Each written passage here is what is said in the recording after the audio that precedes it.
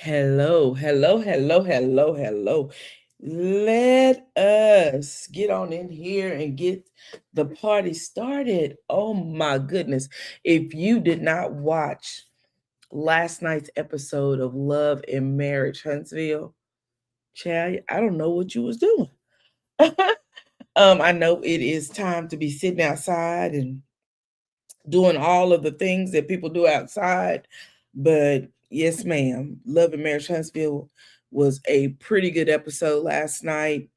There was so much happening and it happened so fast. Excuse me, you guys. It happened so fast. I don't know. The hour went by. When I say fast, it went by super fast. So tonight we know that we have to watch of the Real Housewives of Atlanta. I am ready for it. I don't know if anybody else is, but I am ready for it. Also, let's see what else. I guess that's it. Hey Symmetry. Um Bell Collective's Birmingham actually was on Friday night. It was a good episode. I think they will be back because there's a lot of stuff they need to clear up that they left just sitting on the table. So I'm ready to see that. And I don't know. I just really feel like we've had some really good TV the last few weeks. Um, One of my guilty pleasures is Mama June from Not to Hot. I don't know if it's from Not to Hot or if it's just Mama June. But that was one of my guilty pleasures, and they just did their finale last week. And child, when I tell you, they left me with my head hurting almost. Good evening, living for me. Happy Sunday. Yes,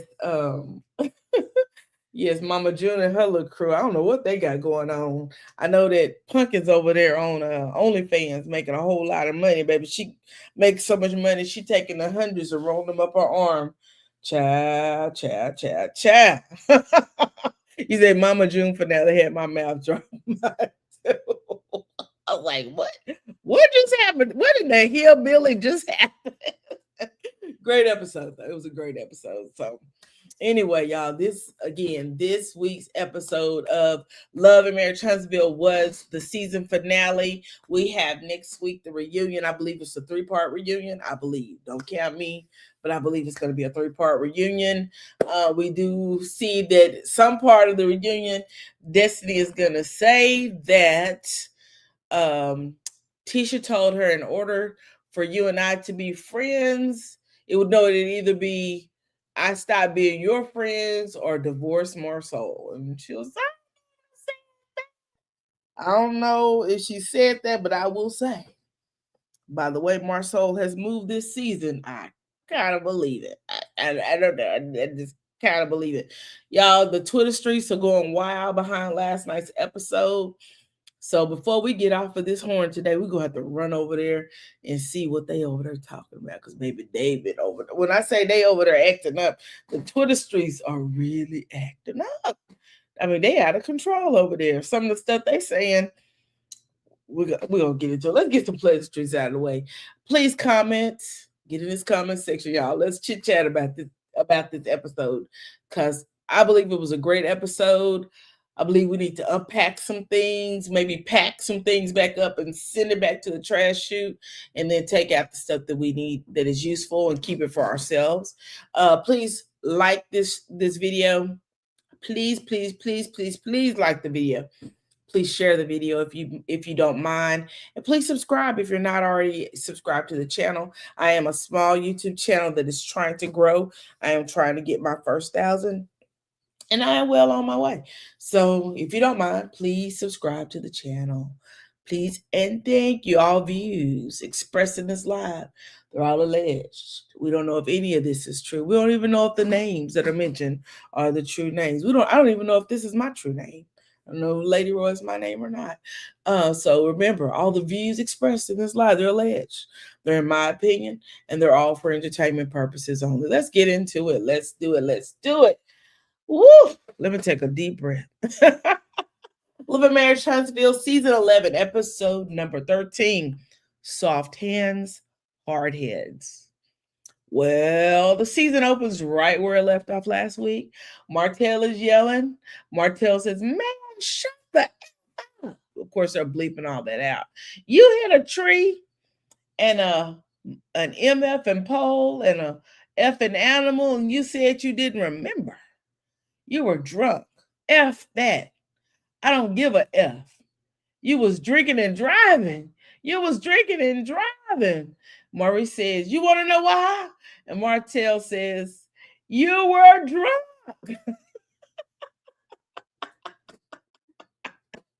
Alleged opinions and entertainment, exactly, definitely, all of the things. Child, yes, Martell says, when Maurice is like, you know why? Martell said, "Yeah, you was drunk on boy." And so, while he shoves Nell, because he gives her a little tug, gives Nell a little tug. Martell was getting buck wild, and then he then says, "I know you were drinking and driving." And Maurice is yelling, "Dismiss, bro, dismiss." I said, these man children are out of control because they all were out of control at that point. Martell still yelling, "You were drinking and driving," and Maurice is still yelling, "Dismiss, bro." We pan over to a confessional, and Kimmy says in the confessional that she is the one who said, and I'm pretty sure he'll remember. Maybe we shouldn't invite Martell because he will likely act up. So here you are. I said if he acts up, he's your problem. I'm not jumping. I'm not saving the day. I'm not anything because Mr. Fix It, you're going to have to fix it. Child, Marceau jumps in with his philosophy and says, if someone offends me, instead of deciding that I'm going to stop and say, "Hey, this right here hurts," uh, what we just saw, case in point, is deciding that, "Oh, Martell, I did like what you didn't like what you did." And so they going back and forth. Child, when I say Marceau just be saying stuff, he just be saying something. So anyway, Martell interrupts and he looks back at Maurice and starts arguing, like really not paying Marceau any attention, like "Shut up," almost. But he didn't tell him to shut up. Nell says, "Martell, let him talk." And Martell looks over at Nell and he says, "No, Nell, shut the fuck up." When I say they were they were out of control, out of control. And so Destiny grabs Martell by the collar. She got a hold. He had her like a hoodie. So she had, let me tell you, it was a mess. She had the hood all twisted. Baby, they was at that table showing out. Wait a minute, let me see what y'all talk about. You said, "Well, where was the lie? Because the charges were dismissed don't mean he wasn't drunk." Good evening. That's me, AD. Excuse me, y'all. Y'all, I laughed so hard when I saw Destiny grab that hoodie. I was like, "What is he doing?" Kimmy opened the door for him acting up. However, Martell needs to control his emotions. I am totally in agreement with that. I actually posted on Twitter that here's Martell with his impulse control issues. Now Martell was supposed to be going to therapy. Apparently, it didn't work, or he might need to go for some more sessions because, child, when I say was acting up, he was acting up. But when he yelled at Neil to shut up, and then Destiny grabbed him by the collar and said, "Who you talking?" Baby Detroit, Destiny stepped in the building. Martell screams, "Man, stop talking to me." When I said they was acting a fool at that table, they were acting a fool.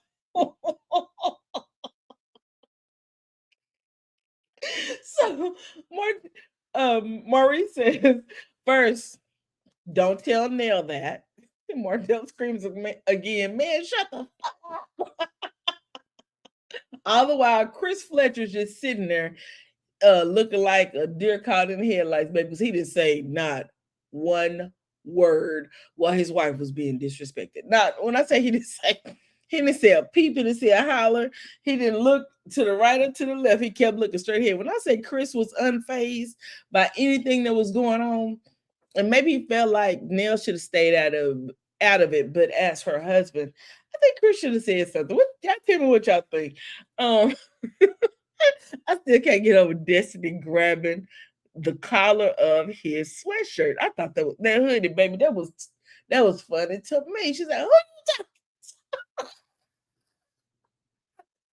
Maybe that was funny to me. Anyway, let me let me go on. So anyway, um, they're all over talking each other, and Maurice says, "That's not fair to tell Nell that, though." Nell says, "Exactly, and you ain't said shit." She said, "Baby, that the whole table scene, the first they could just throw it in the trash. It was horrible, horrible, horrible." Um, in the confessional, we see Nell and Chris, and Nell says Martell is out of control right now. This is what he does, and this is how he gets himself in trouble. And Fletcher, I really wish you would be my husband right now, not be his friend. And I thought that was super fair. That was fair if nothing else was. Right now, you need to be my husband. You need to handle up. But instead, baby, Chris wasn't thinking about none of that. Yeah, I think he should at least have said something about the disrespect. Excuse me, he definitely should have. He definitely should have. Um, you so you know what you can do. Chris says, "Come on now, we both know Martell, and it's like a damn toddler."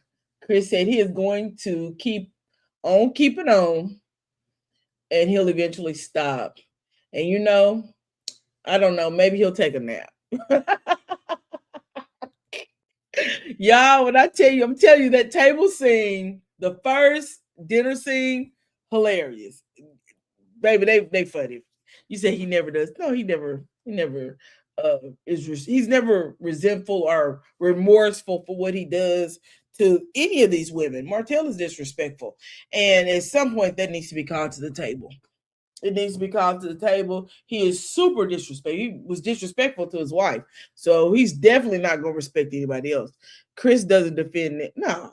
Okay, I got what you mean now. No, he never does. Especially not up against Martell. He might defend her to Maurice or Marceau, but Martell, he definitely not going to do it with Martell. I don't know why, but he ain't going to do it with Martell. Um, Chris said maybe he'll eventually take a nap or get up and walk away from the table. Anyway, Destiny is trying her best to get Martell to stop. When I say Destiny was really over there in a tug of war for her life trying to get Martell to stop. And I said, honestly, all of the women look like they have had too many drinks. Now they say that Destiny had too many, but if you look at all of the women, they all look like they were relaxed. They're on vacation, sit at a table drinking wine, and anybody knows wine content because of the sugar and yeast will get you drunker faster than any hard liquor. So them sitting up there drinking alcohol, Trisha looked like at any moment she was gonna flip over on her head and go to sleep. And because she wasn't look sober looking, somber looking. She looked like she was sleepy, like she done had way too much to drink. Her eyes were low. Child, they all looked like they were tired. But Kimmy started with Martell this time. She did, and then had the nerves of, "Hey, is it Wait a minute, let me get it right. Yanaya Mercer. How are you doing? Welcome to the live." Child, she did, and then had the audacity to say that it was Maurice's issue now because he wanted him there. Child, it was your issue because you started this fight. Anyway, let's move on. Marceau tells Martell to get his head, and I said I don't know what that means, but he did say, get your head. Marceau tells Martell to get his head. I don't. Maybe he was missing it or something. I don't know. Maurice is still trying to tell Martell, and Marceau tells Reese to stop talking. Martell calls Maurice a dumbass. And Marceau asks Maurice, does he have control of himself? And Maurice says yes. Marceau said, then stop. And Marceau then says, well, guys, I think we can all agree that today was a success. And Maurice says they should table it because the emotions are way too high right now. And they were. The emotions got out of control thanks to Martell. Because it could have been a simple conversation, but Martell just he went from 0 to 1,000 like within a matter of seconds. It started with the conversation about the animal, the pole, and the wait a minute. He had a pole, he hit an animal. I'm missing something. Wait a minute, he hit a pole. It's gonna bug me. Um, I hit a pole. I hit a tree. Was it a tree, a pole, an animal? Whatever he hit. Was he told that story?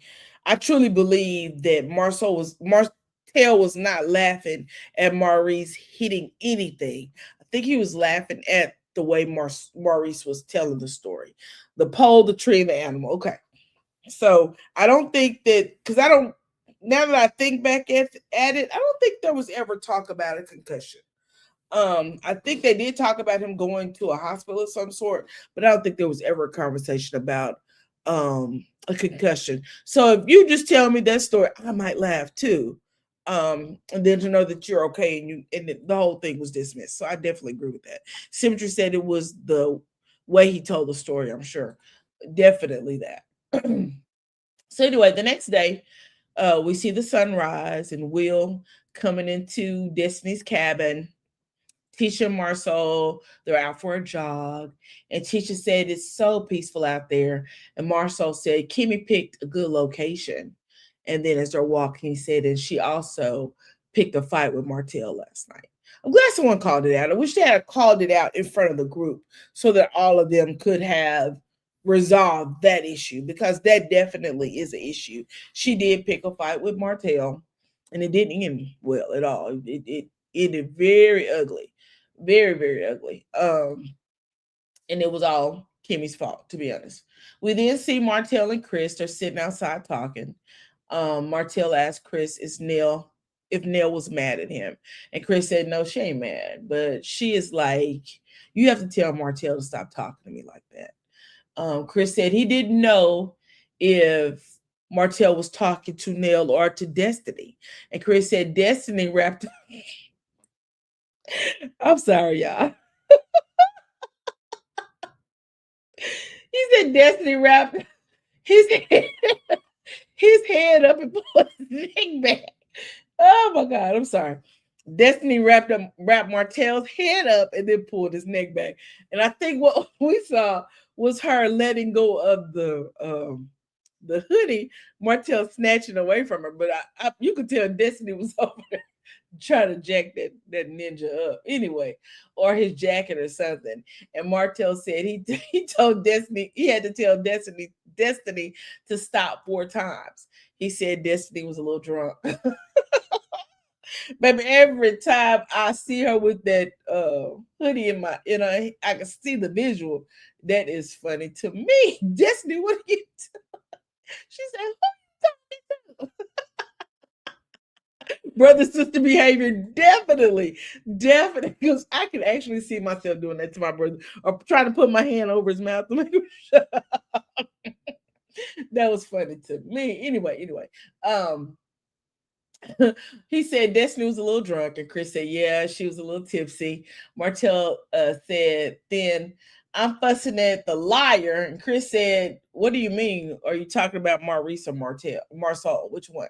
And they have a little giggle. Martell said that Kimmy had no right to talk to him about what happened between him and Maurice. And Chris said it must be a Scott thing. And I agree with them. I think Kimmy was out of place. I think that should have been addressed and resolved at the table, but they did not address it or resolve it. But child, it is a mess. Anyway, the camera goes back over to you said the comment by Chris was unnecessary. It may have been unnecessary, but this is a pattern. I mean, I know you watch it. If you think back, this is a pattern that this group follows. Marceau, um, and Maurice are always being philosophical or trying to be super deep, or always saying things that may not necessarily need to be said. So I'm not gonna say that it was too much. I just think you said the liar comment. That's the one I'm talking about too. He said, then I'm fussing at the liar, and Chris said, what do you mean? Which one? Maurice or Marcel? Which one? Because they both be lying. I think it was a good chuckle, and it helps the story move along. So I didn't take it to be. I mean, it is. They are who they are, and I wouldn't expect Martell or Chris to say anything different because birds of a feather flock together. And I think Chris is a quieter version of Martell. I think he just is behind the scenes poking the bear. You know what I'm saying? And not really saying anything out loud. We're back at Marcel and Tisha, and like I said, they are actually walking and hiking throughout the woods. And Tisha said that Kimmy didn't like the fact that Martell was laughing at Maurice's situation. And Tisha said that Kimmy said isn't that what caused the issue between the Scotts and Martell from the beginning?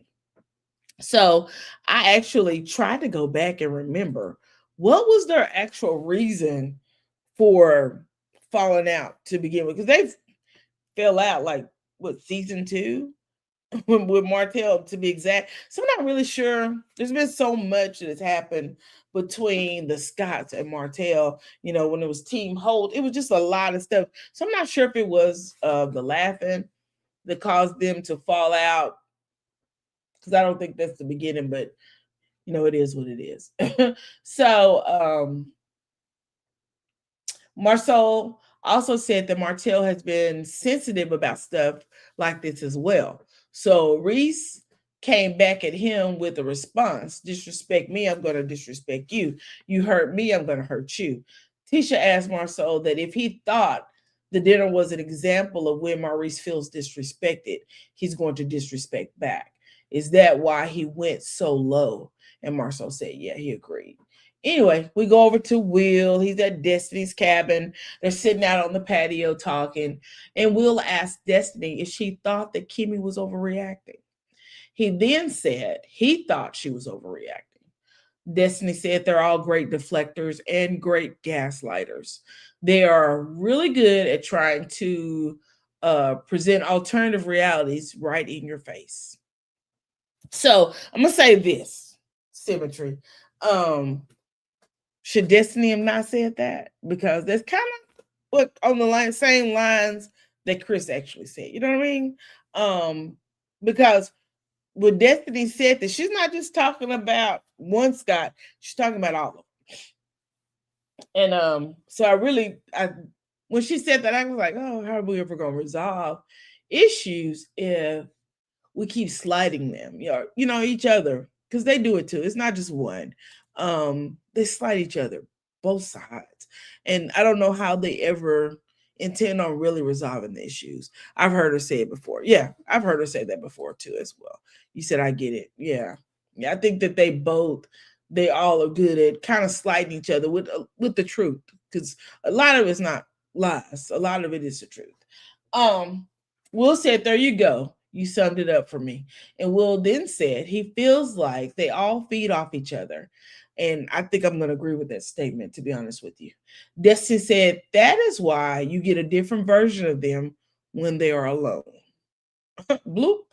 That's it. When you get each one of these people to themselves, you get different versions of them. We saw Marcel and Maurice go to lunch with, I think it was Will and Ken and Martell. Great conversation, but you get them all together, you're going to get some type of disagreement or argument. So I kind of agree with that situation.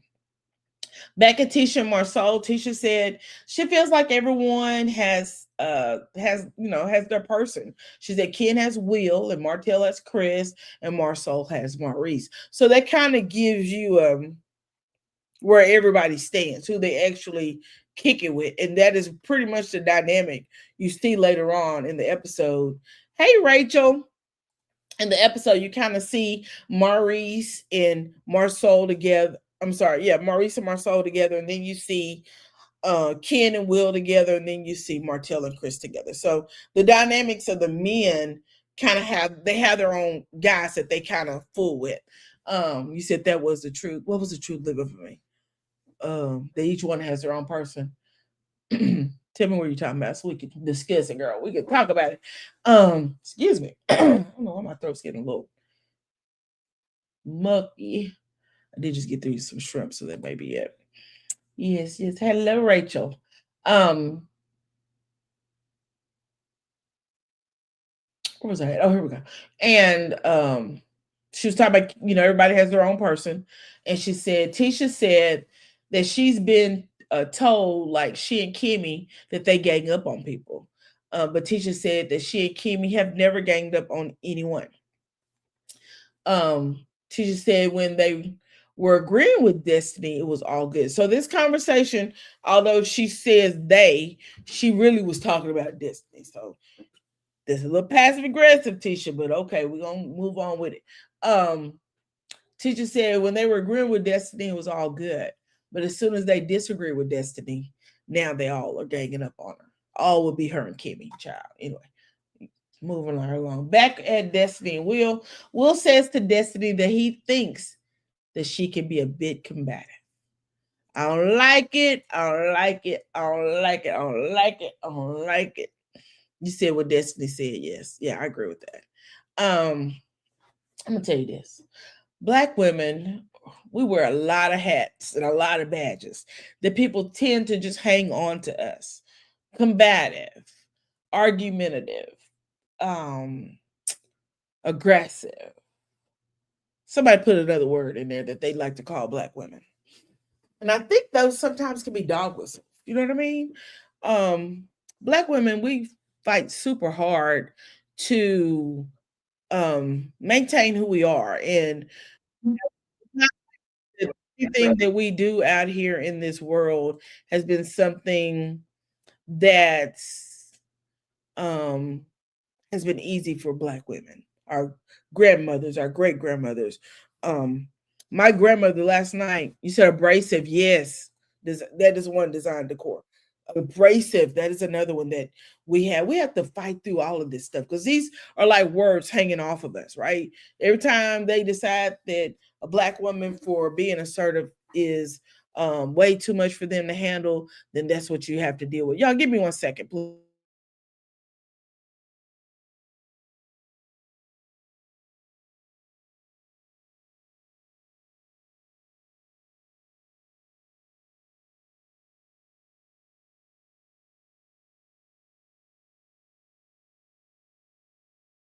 Okay, y'all, I'm back. I wanted to find something. You said that's what a supervisor called me. Design decor. That is crazy. But I want y'all to see this, and then we're gonna move right along because I really think that as African American Black people, foundational Blacks, we really need to be educating ourselves on us. Right? Let's go. Women that keep being labeled as aggressive and bossy. Baby, you keep being assertive and a leader because we need you. Everybody wants structure. They just don't like where it comes from. Black queen, you pressure with a purpose. Remember that you are pressure with a purpose. Be assertive. Be a leader because you have had to fight to get where you are in life. Nothing has come easy to Black women. Nothing. And I don't believe any of us are combative, argumentative. We may be a little bit of a debater, but guess what? Our other races don't get labeled with the things that we get labeled with. When they act out, guess what? She's having a bad day. But we get labeled with combative, right? She's combative. But she just ripped your mirror off your car like it was yell at you. She's just having a bad day. We got to think about the words that we say. Baby, you are a leader with purpose. Yes, I am a leader, not a follower. I know that's right. Designs decor. I know that's right. Anyway, back at what we're saying. Will tells Destiny he thinks she's a bit combative. I don't like that because Black women are always given a label when we speak our minds. And I don't like that. I don't like it at all. I treat people the way they treat me. Me too. I do the exact same thing. I do the exact same thing. Anyway, Will said he feels like sometimes that Destiny does it for the sake of. The sake of what? I wish he had explained what he meant the sake of having a conversation, the sake of an argument, the sake of being combative. What are you talking about? I'm gonna tell you something. I think Will and Ken sit on that sofa so much down there wicked that they believe they are actually therapists, and they're not. Child, stop playing, because don't nobody care what y'all talking about. Anyway, back at what we're at the conversation. Will said he thinks that Destiny likes to debate. Destiny responds with, "Oh, I was on the debate team." Will says, "There you go, right there." Destiny says she don't think she's combative. She doesn't have a problem confronting things in the moment. And I believe that is where they mix up people being that women are that maybe she and other women are combative or argumentative or whatever. But yeah, I totally agree. I don't have a problem confronting things in the moment. And I think we can choose what, when, and where we confront things, but it's okay to confront things in the moment and not be labeled combative, aggressive, and all the other things, abrasive. Um, I just think that it's not fair. I think those labels are harsh, and they should. Now, there's some combative people out here, but every black woman you walk past, just because she feels like she has to stand her ground, doesn't make her combative. Destiny has gone through a lot, being placed in foster care, father coming to get her, being raised by a father, having to leave the home that she knew, going to another state to be raised by her father. I think Destiny's gone through a lot. Then getting grown, going to school, getting married, going through whatever she went through in her marriage that wasn't favorable to her. So sometimes you have to give people grace and meet them where they are. And I think that Will does not contain any of those graceful spots that Destiny would need to be able to move forward. You said Will mad he ain't get the pennies. Baby, say it again, Designs. Say it again. Do you hear me? He just upset that she ain't laid on down for him. That's all that was. Um Will Will said Destiny was right. He said you're very direct. And but he believes when alcohol gets involved, it's more towards the combative side.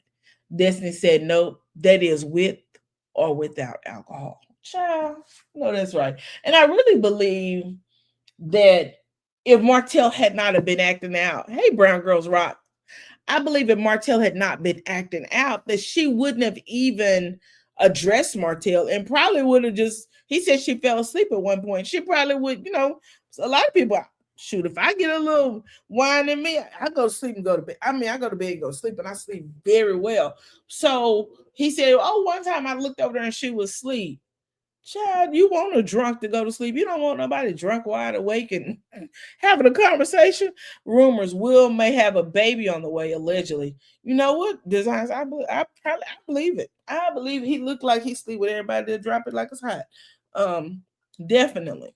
Definitely. You said I saw that too. Where y'all seeing that? Because I ain't seen it. Y'all gonna have to let me know. Y'all know I don't be in the streets like that. I be busy. Anyway, back at Tisha Marceau. Tisha told Marceau that Destiny wanted to fight her on the boat, and she said, "Nope, I'm not gonna do it." Tisha, Tisha, stop it now. Y'all both were in disagreement, and the thing is, and now Destiny did roll her eyes, but Destiny's a whole grown woman. If you can't deal with Marceau and his behavior, you sure can't deal with a woman not agreeing with you.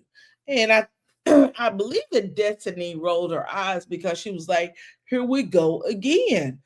Um Sometimes some things you're just gonna have to let be gone. Bygones be gone, right? I don't think it's worth it to always be ready to address issues. I don't think everything needs to be addressed at every moment. I believe that you should pick and choose a moment to maybe go to the side and have those sidebar conversations and fix what was wrong. Um, Tisha and Destiny fell out in private. Only thing was there was the cameras. Um, they fell out at the open house. So why did they need to address it on the boat in front of the other women? I believe it would have been better off with nobody but a camera and them two sitting down having a conversation. Would it have gone anywhere? I don't know. But it's going to take both of them addressing some hurts and for them to get some resolve in there. That includes Tisha. Tisha said she never grew up. I'm not gonna say that. I'm not gonna say that designs. I think Tisha is hurt. And I think Tisha's hurt comes off as immaturity. And we're going to talk about that when we get closer to the end. I don't want to label Tisha as being immature, but it does come off as immature. Um, I don't want to go too far, but I think I will at this moment. Tisha has been begging Marceau for some seasons. I don't know how many years because this show doesn't actually the seasons don't go by the years. Like you can look at Real Housewives and be like, oh, they've been on for 17 years. You can't actually say that about Love and Marriage Huntsville because of the way he does his seasons. So I'm not sure how many years. I think the show first aired either 2018 or 2019. So let's say 7 or 8 years. And in that amount of time, y'all hear me out. Please hear me out. Tisha has been asking Marceau to talk to her, right? And I believe a lot of that is his failure to communicate effectively and properly with his wife. And so that again is a hurt that I believe comes off as immaturity. And we're going to discuss it more when we get to their part at the end of the episode, okay? Design said her mom is still fighting her battles. Marceau is married to 2 women, her and her mom. I don't believe that at all. I kind of know Miss Wanda a little personal, probably than most, because I do talk to her on the phone. And I will say she does come on the screen and on YouTube and fights with people, the content creators. She does get in their asses when they talk crazy about her child. But I'm not to say I wouldn't do that if somebody came on the screen and talked about one of mine, because I got 3 myself, and nobody wants their child to be talked about. But when it comes down to Letitia's marriage, Wanda not involved in that. Trust me, she's not involved in it. Marceau is married to one woman. Her name is Letitia. And I don't think he has to worry about mom actually getting in her business the way that people perceive it that it happens. But she will get on this YouTube and push that button. She will do that. She will do that. But Miss Wanda's really not the woman that you think she is. Trust me, she's not. She has a really big heart. Really, really big heart. And she loves really deep. She loves her kids. And she loves her kids probably above everything.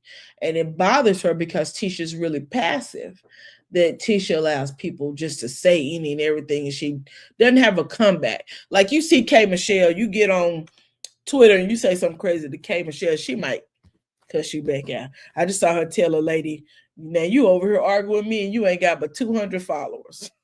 I saw K Michelle tell this lady that on Twitter the other day. And I thought, okay.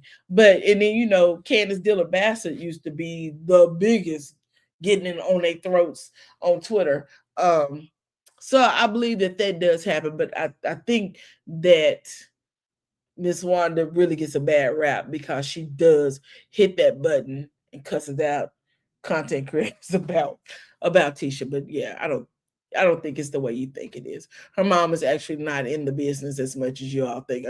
Symmetry, you took the words out of my mouth. That's what I'm going to say is Symmetry. TV is only a few seconds. It definitely is. She said last night, I don't want to be here. She did say that. She did say that. And we're going to talk about it, design. So stick around. We actually going to talk about it. That is what they show for TV. It is what they show for TV. And the thing is that there's going to be a villain in every story. And this is TV. And I believe that this probably is for Tisha and Marceau, I believe this is some of their reality. I don't think it's as in depth as we think it is, right? But I really do believe that this is some of their reality. This is his true feelings. Those are her true feelings. But I think that those feelings really need to be unpacked. So stick around and we're going to talk about it more. I promise you. I believe that together we'll all come down to a consensus to agree to disagree or just to agree, right? Um, because a lot of us either we've been in relationships or in relationships, are married, several things. And relationships are hard. I'm gonna say that with a hard D on it. I'm gonna put a real hard D on it. Roll it hard. Relationships are hard. Marriages are hard. In every relationship, it always feels like you're doing the most. Like I feel like I'm doing the most, I'm doing the most. And then my husband feels like he's doing the most, he's doing the most. And really, in all actuality, we're probably both putting in 50% of the work. Honestly, if you really sit back and you think about it, one day he and I was talking, and um, I was like, I feel like I do everything, and he said, and I do everything. Now both of us can't be doing everything. You know what I mean? So I think that we have to be realistic when it comes down to relationships and how we feel in those relationships and in those moments. I think that the dinner, their last supper, I would say, for this season finale, I believe gave us an aspect or a glimpse into their reality and what it really looks like. Even so, a little bit a glimpse into Kimmy and Maurice's reality kind of shocked me. But we're gonna talk about all that because I don't want to get ahead of myself. Symmetry said relationships take work from all involved. Ooh, can you say that again for the people in the front? I'm gonna have to start there. Relationships take work from all involved. That includes friendships. They take work. I have a friend, we've been friends for years, and I had to tell her, girl, I'm gonna have to back up a little bit because I feel like I'm just overly doing things and you don't do your part.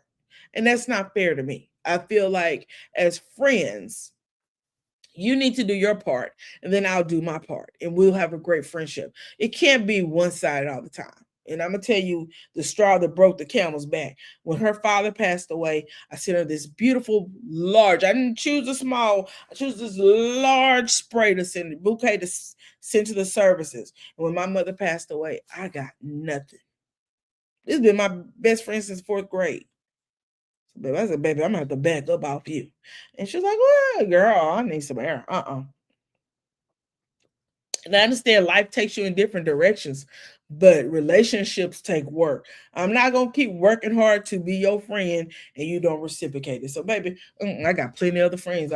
This one right here, and if we don't be friends for the rest of our lives, that's cool too. I've done my part. What I told one time I was at church, the pastor said, "You ought to come to Sunday school." I looked at him and I said, "Pastor, if I'll never attend Sunday school, just know I done put my time in. I'm a preacher's kid. I was drugged to every service, and we was holding this at that. I'd have been every Sunday school, every revival, every tent revival, every vacation Bible school, every Sunday morning service, Wednesday night, Friday night. I won't hear nothing else about no Sunday school. Friday, I'll be coming to church on Sunday morning. You will not see me on Wednesday. Thank you. Hallelujah. Amen. But relationships take work. Period. Moving right along. um Tisha was talking about her and Destiny. Destiny wanted to fight with her on the boat, and Tisha said that she was like, "Nope, I'm not gonna do it." Although she didn't, she engaged in the argument with with Destiny. Tisha tells Marcel that she apologized to Destiny for calling her a hoe, and we did hear her apologize, and I really believe she meant that. But I also want Tisha to understand that just because you apologize doesn't mean that the person who you apologize to needs to apologize to you at that moment. You have to give her an opportunity to apologize when she's ready, because right now you're ready doesn't mean that she's ready. And that's fair. And I think that's where it comes off a little bit of as an immaturity. But I think it's because she's used to people following through in the moment, right? Her and Marcel fall out, they apologize, they cool. But when you fall out with your friends or you fell out with this particular friend, you have to, because you wanted to have the conversation and you want to apologize, doesn't mean that Destiny was in that same position to apologize. I believe Destiny's angry. She's angry because number one, she was stuck in the middle of the situation. Number two, you did not hear her out before you blew up and called her a hoe in that box. Um, you did not hear her out before you proceeded to say a lot of things to her. When you said you put in, what you say you do, you put in the work. What? How did it go, y'all? What? The work I put in this relationship. You cannot say those things without it being hurtful. Let me play this for y'all.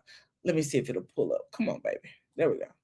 I need you the most. I know. Are you a fucking liar, Tisha? You want to fight with Nail? I want you to fight with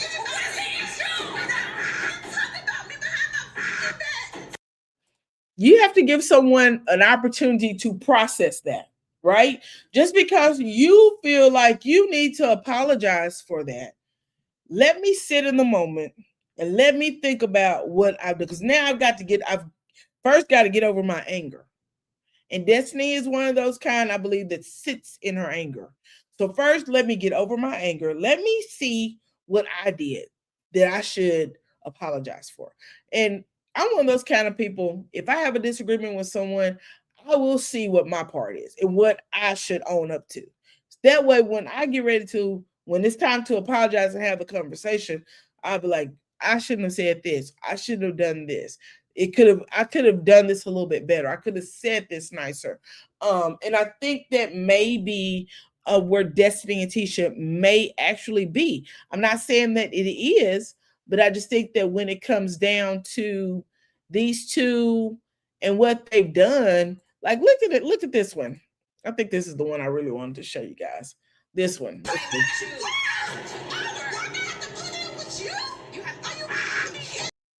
That is such a demeaning conversation.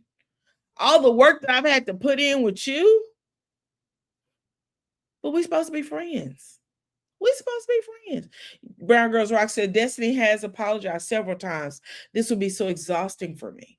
And I agree with that. That's why I said you have to allow people, again, it shouldn't have been a conversation that was done in front of everybody, right? Because as we see, the only two people that are in this position are who? This is Tisha and Destiny. In the same way, it was Tisha, Destiny, and a camera at that camp. They should have met up somewhere and sat down, just the two of them, and had that conversation. I believe they could have, again, I said on this episode that they missed a couple of opportunities to resolve this issue, and they didn't. I believe Tisha, when she came in, if she had came in maybe with a little different attitude, they could have resolved it a lot faster, but she didn't. She came in hot, but she'd already said she was going to come over there to the open house and she was going to confront Destiny. She'd already had that in her mind. So when she got there, she did just what she said she was going to do. When her Martell was down there playing at the putt-putt range, she said, I'm going to go to the open house and I'm going to get this girl. I'm going to get her together. And that's just what she did. And I really believe that if she had came in and listened to what Destiny was saying, it would have been resolved on that sofa. But because Tisha did not hear it, now she kept it going, and then it ended up being your husband don't protect you. And now we got other words that you can't unsay, right? Because Maurice is going to say later on that when you say something, you can't unsay it. And I really believe that's where these girls have to look at it. She said, why did that just pop up there? Give me a second. You said, so then she was looking for conflict. Yes, she said that she was going to she said that she was going to go over there and talk to teach to Destiny. In fact, I think I pulled it. Let me see if I still have it up before we move forward, because we're gonna get on into this. But I believe, did I pull it? I think this is it. Let's see if this is it.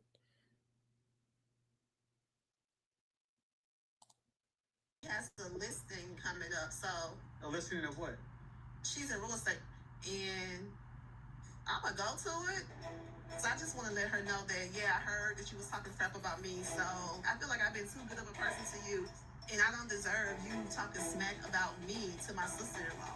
Well, So she had already made up in her mind she was going to go to the open house, and she was going to address this. She was going to address Destiny, and Destiny talking smack, what she perceived as smack to Kimmy, when Destiny felt like it was some truthfulness to it. So yeah, she went to her place of business to confront. Yeah, she definitely did, and it was premeditated. She thought about it before she did it. She said that to Marcel. Definitely. She said it. She said, I'm gonna go over here. Y'all heard it. And she got an open house coming up. So I'm gonna go to the open house and I'm gonna get her together. So I believe there were plenty of opportunities where they could have resolved this, that they chose to drag it on. We have drugged this from the winery on. I mean, when I say it's like a old, what's that Peanuts character that drags that blanket everywhere, and it got all the trash because she dragging it on the ground. This is what it was. This is exactly what that was. Just talking smack. And it ended up with what now? Because this is what she said. I apologize to Destiny for calling her a hoe. She said, and she said, I really miss the relationship I had with Destiny. This is what Tisha's telling Marceau. I miss our relationship. She said, I love her. She said, I hate that I'm not able to cut up with her and have a good time like we usually do when we travel. So Tisha really, really is regretting this, because this has caused a wedge between someone she actually considers her friend, right? So again, I really think they missed several times when they could have resolved this, because they kept it going. Marcel said, and I want y'all to hear this and hear it very clearly. If you're not ready for the relationship to end and burning all the bridges, don't burn all the bridges. But once you're ready for the bridges to burn, light that thing on fire. Y'all heard that. Don't burn all the bridges if you don't want it, if you're not ready for the relationship to be over. But once you're ready for it to be over, you set the bridges on. He is constantly giving her context clues, but he's not a good communicator. And when I say not a good communicator, he's so busy putting these big words and being philosophical and trying to sound so educated, he fails to meet her at a spot of a husband, like a simple of, hey, can you go get me a glass of water? You know what? If you want to remain friends with Destiny, I think you should sit down with her one on one, tell her those kind of things. But this whole convoluted story about burning bridges, and if you read set it on fire, Marcel, shut up. Shut up. But this is the Marcel that we've gotten from day one. This is the same man who, when Tisha said, Can you can you heal my aching heart and tell me that you don't have 20 women, told her, I can't tell you that. Ain't that what this ninja told her? Tell me if I'm wrong. I can't tell you that. This is a man who cannot soothe her aching heart to tell her that he ain't out here sleeping around on her. But he says that he feels lonely. Shut your mouth. That's not what her action display. I'm just saying. I agree, Brown Girls Rock. But yeah, I don't know how to say this, but I guess I'm just going to have to come out and say it. I really feel like when we as human beings realize that sometimes our hurt comes off as anger. In the position that I have, my career rather, I remember a training I took probably about 20 years ago, maybe longer. This lady came in, it was a social worker, and she actually did some training with some nurses, and she said, um, she pretended like she was a family member of a patient. And she was like, oh, mother needs to be changed. Oh, mother's hair isn't combed. Her teeth wasn't brushed. Mother didn't have her dentures in. My mother wasn't fed. Mother this, mother. And she said a lot of times, instead of hearing the complaints here, I really want my mom to be at home with me. I really would like to take care of my mother, but I just can't. I I have to go to work. You should be able to hear the empathy instead of all the complaints. And I think with Tisha, and I'm not saying this is the truth, but this is just something that I feel. I really believe that her hurt comes off as anger. I really feel like Tisha has been hurt so much on the show by others, including the person that she lives with, that it comes off as anger. I don't know. Um, yeah, AD, I agree. It's just so much. Back at Will and Destiny, they're talking about Tisha and the conversation on the boat. Destiny is explaining her side like Tisha was explaining her side to Marceau. And Destiny tells Will that she is annoyed at Tisha. And Will agrees that, you know, what Tisha said can be annoying. Then she says that she rolled her eyes, and he said, well, yeah, that could be annoying. Destiny said that Tisha said she wasn't going to talk to her if she was going to roll her eyes. And Will said, you've got to try and control that because you set the tone for what's going to happen. And I kind of agree with that. That's why I said they both could take some accountability in what has happened and the disintegration of their relationship. They both need ownership. You know, it wasn't just Tisha and it wasn't just Destiny. It took two people to create this relationship, this friendship, and then it's taken two people to destroy it. Um, Again, I believe that instead of Destiny playing neutral between Tisha and Nell, she probably should have just stayed out of it. And I think that's pretty much what set it off. I believe when Tisha feels like um, someone is trying to be an enemy with her, instead of being a part of it, sometimes you just gotta let people feel their own way. And I think that Destiny wanted Tisha to see that Nell was not the enemy because again, Destiny feels like she gets a different nail. But I think we also saw this season that Destiny actually gets the same nail because that nail had her down there to a restaurant so much so that Destiny had to get up and walk off. Girl, this is enough of this conversation. You didn't have no business calling me to your house to talk to me about your son and whatever else he got going on, and your daughter, your godson, this person you done made up in the streets, all that. You didn't have no business doing any of that, but you did. And so, yeah, I believe that Destiny got a chance to see Neil for who Neil actually is, and whatever that looks like. It could be for a storyline. I don't know, but I thought it was weird. Good evening, Susie. Good evening. Good evening. Back at Tisha and Marcel, Tisha said, right is right, wrong is wrong. Marcel told Tisha she is going to be very good in her circle. You're going to see a big difference if you decide that when someone says something, that those feelings are valid.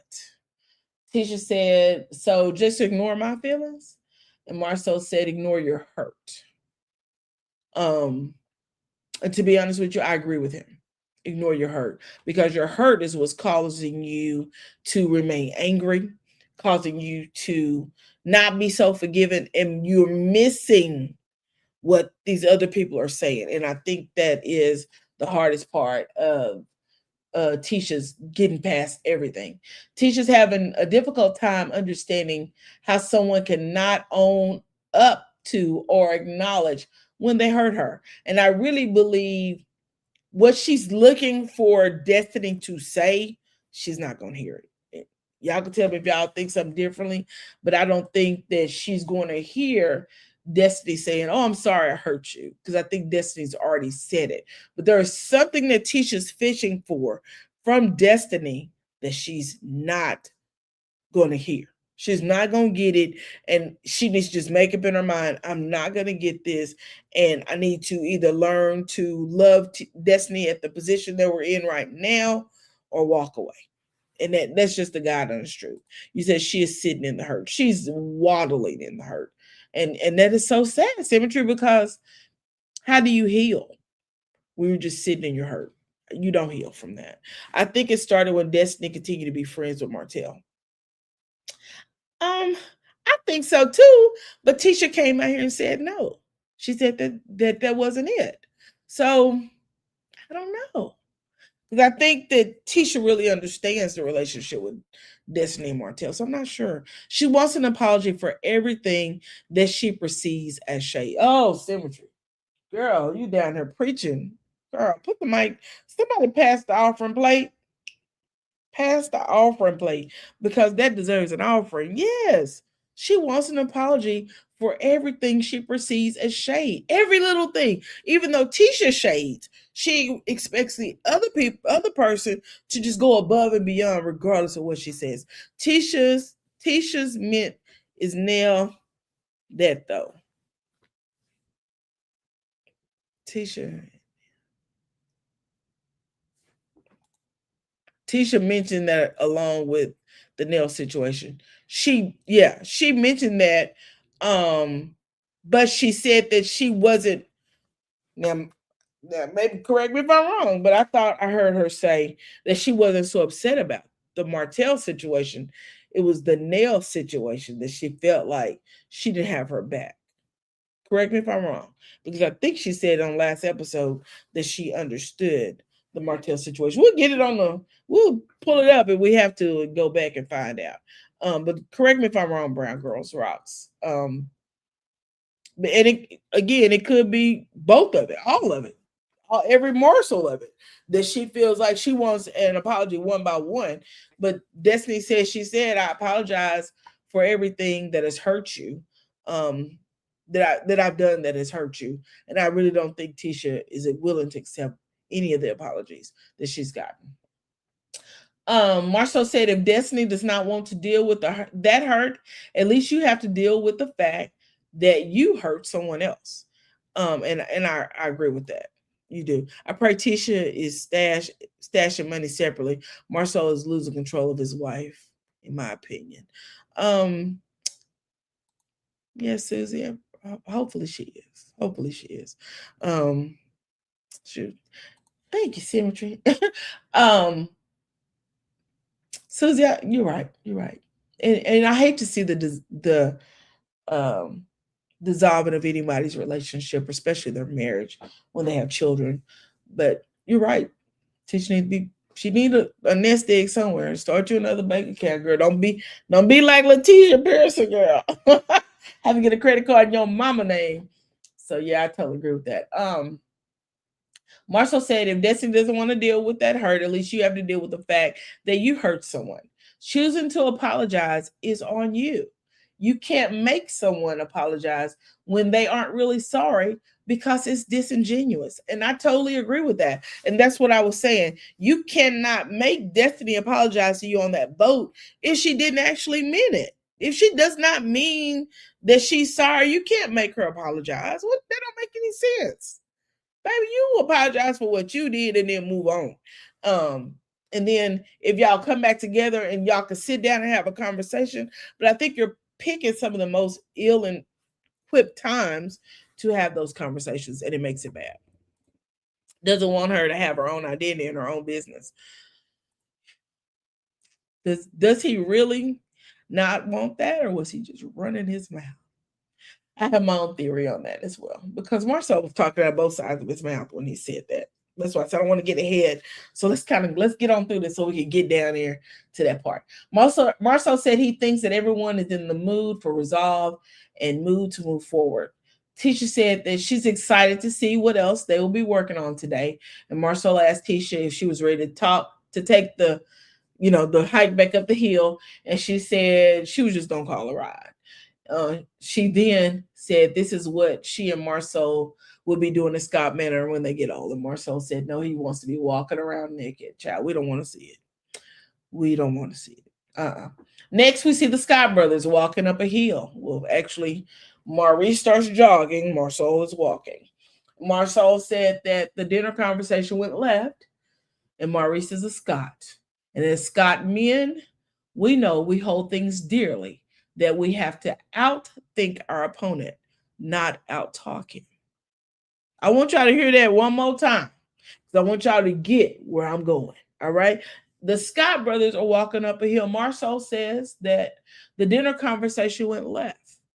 Maurice is a Scott, and as a Scott man, we know we hold this thing dearly, that we have to outthink our opponent, not out-talk him. So the Scott men think they're better than everybody else. I want y'all to get that while I'm saying that the Scott men have this ideal that they are better than the others. I don't know why. It's because of education. We know that Marsol has a master's degree, I think, in business. Maurice has a Juris Doctorate. Um, Maybe that's why. I don't know. But I will say this: they think they're better than everybody else. I probably would have rolled my eyes as Destiny did. Brown Girls Rock, I probably would have too, but I don't think me myself, I wouldn't have went. I wouldn't have let it gotten as far as Destiny's let it get. Baby, I would have been unstopped. I would have nipped that in the bud. Um, the next time we saw each other, I would have checked it, corrected because um, believe it or not, I'm one of those people that I can sit in your company, I can walk past you, and never even acknowledge you exist.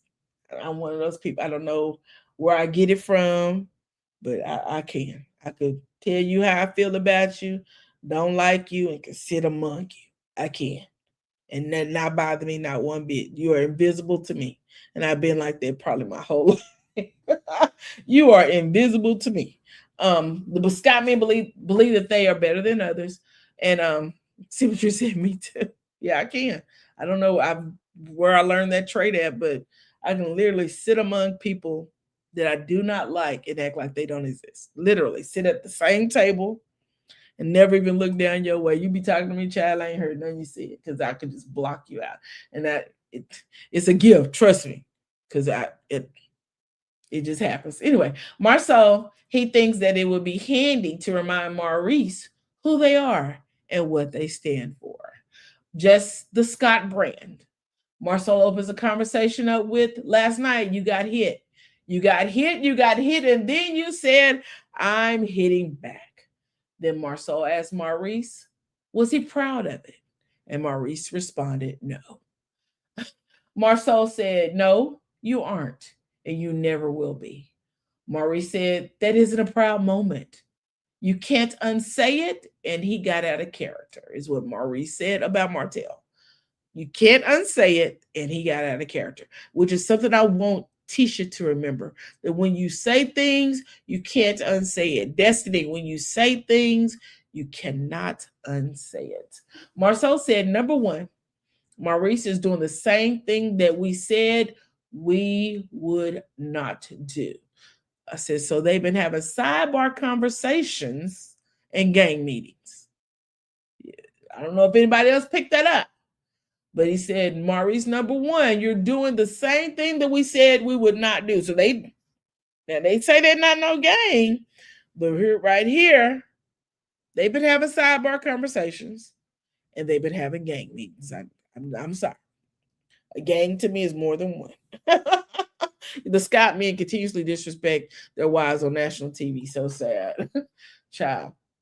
Maurice said, Marcel said, you can't decide that you're going to respond the second someone offends you.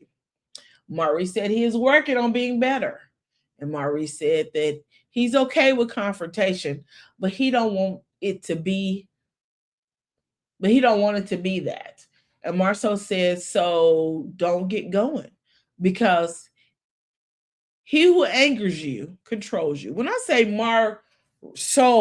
he doesn't have a thought that doesn't contain some type of saying.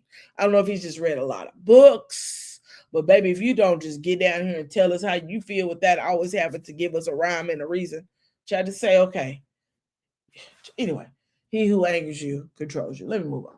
Maurice says that Marcel is right and Martel got out of character and he wants to be a good influence on Martel.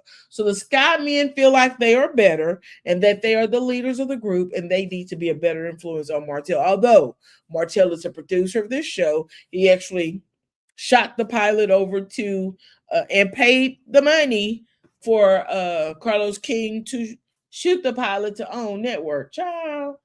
Anyway, these Scott men, they got a lot of nerves. Let me drink some water. They got a lot of nerve. That's all I know. But he dropped the ball. I said, these two men think they're great philosophers. I'm sorry. They just do. Marcel said he has been doing a lot of soul searching about the conversation that he and Maurice had at Black. So we don't went from talking about Martel, we just ran over the t-shirt. All right. He said He said he'd been doing a lot of soul searching about the conversation that he and Maurice had at Black about Letitia. And Marceau said he thinks Tisha wants so badly to get an identity other than that of Marceau's wife. Marceau said he thought about the first time he decided that he would be with Tisha for life. He was working on a house and she walked in and said, "Oh, this is going to be nice." She had ideas that would help his vision. But for the past few years, Tisha wants to be a part of the meetings, but she can't come because she has to go to her PTA meetings. Then she wants her office completed, and at the same time, I need you to build Scott Manor. Marceau said Tisha wants him to do all of these things, but what happens to we doing them? In Marceau's confessional, he says if he wanted to be alone, then he wouldn't have gotten married. He wants a life partner and not necessarily a business partner. And right now, he's confused about what to do. Maurice said that this is concerning. He feels like it may be dividing Marceau and Tisha. Marceau said Tisha said she tried to help, but she don't know where she fits in. Child, let's back up. Let's back up a little bit. So Marceau says that Tisha wants to come to meetings, right? But she can't because she has to be the parent of the children because he said they are her kids. So somebody got to be the parent. Somebody got to go to the PTA meetings. Somebody got to get the kids to soccer practice and baseball and track meeting and taking the kid back to college because she said I had to take MJ back to school. So somebody has to do those things while Marceau is working, is what he says. Now he said he wants a life partner and not necessarily a business partner right now.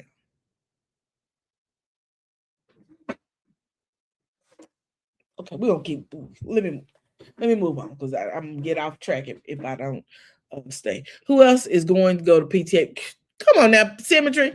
These kids need an active parent when it comes to academics. Definitely. So you want her. She wants to be at the meetings, but she can't come because she got to go to a PTA meeting. She still got to be a mama. She does. And you actually still need to be running your business, even when she's away. That's what partnership is. That's definitely what partnership is. Anyway, child. Oh. Anyway, it feels like where was that? Marceau said he tells her to do things, but instead of her listening, she wants to grab the steering wheel and be the driver. He did this. Give me what I have earned. Give me what I have earned. Boy, what you talking about? What are you talking about? Give me what I have earned.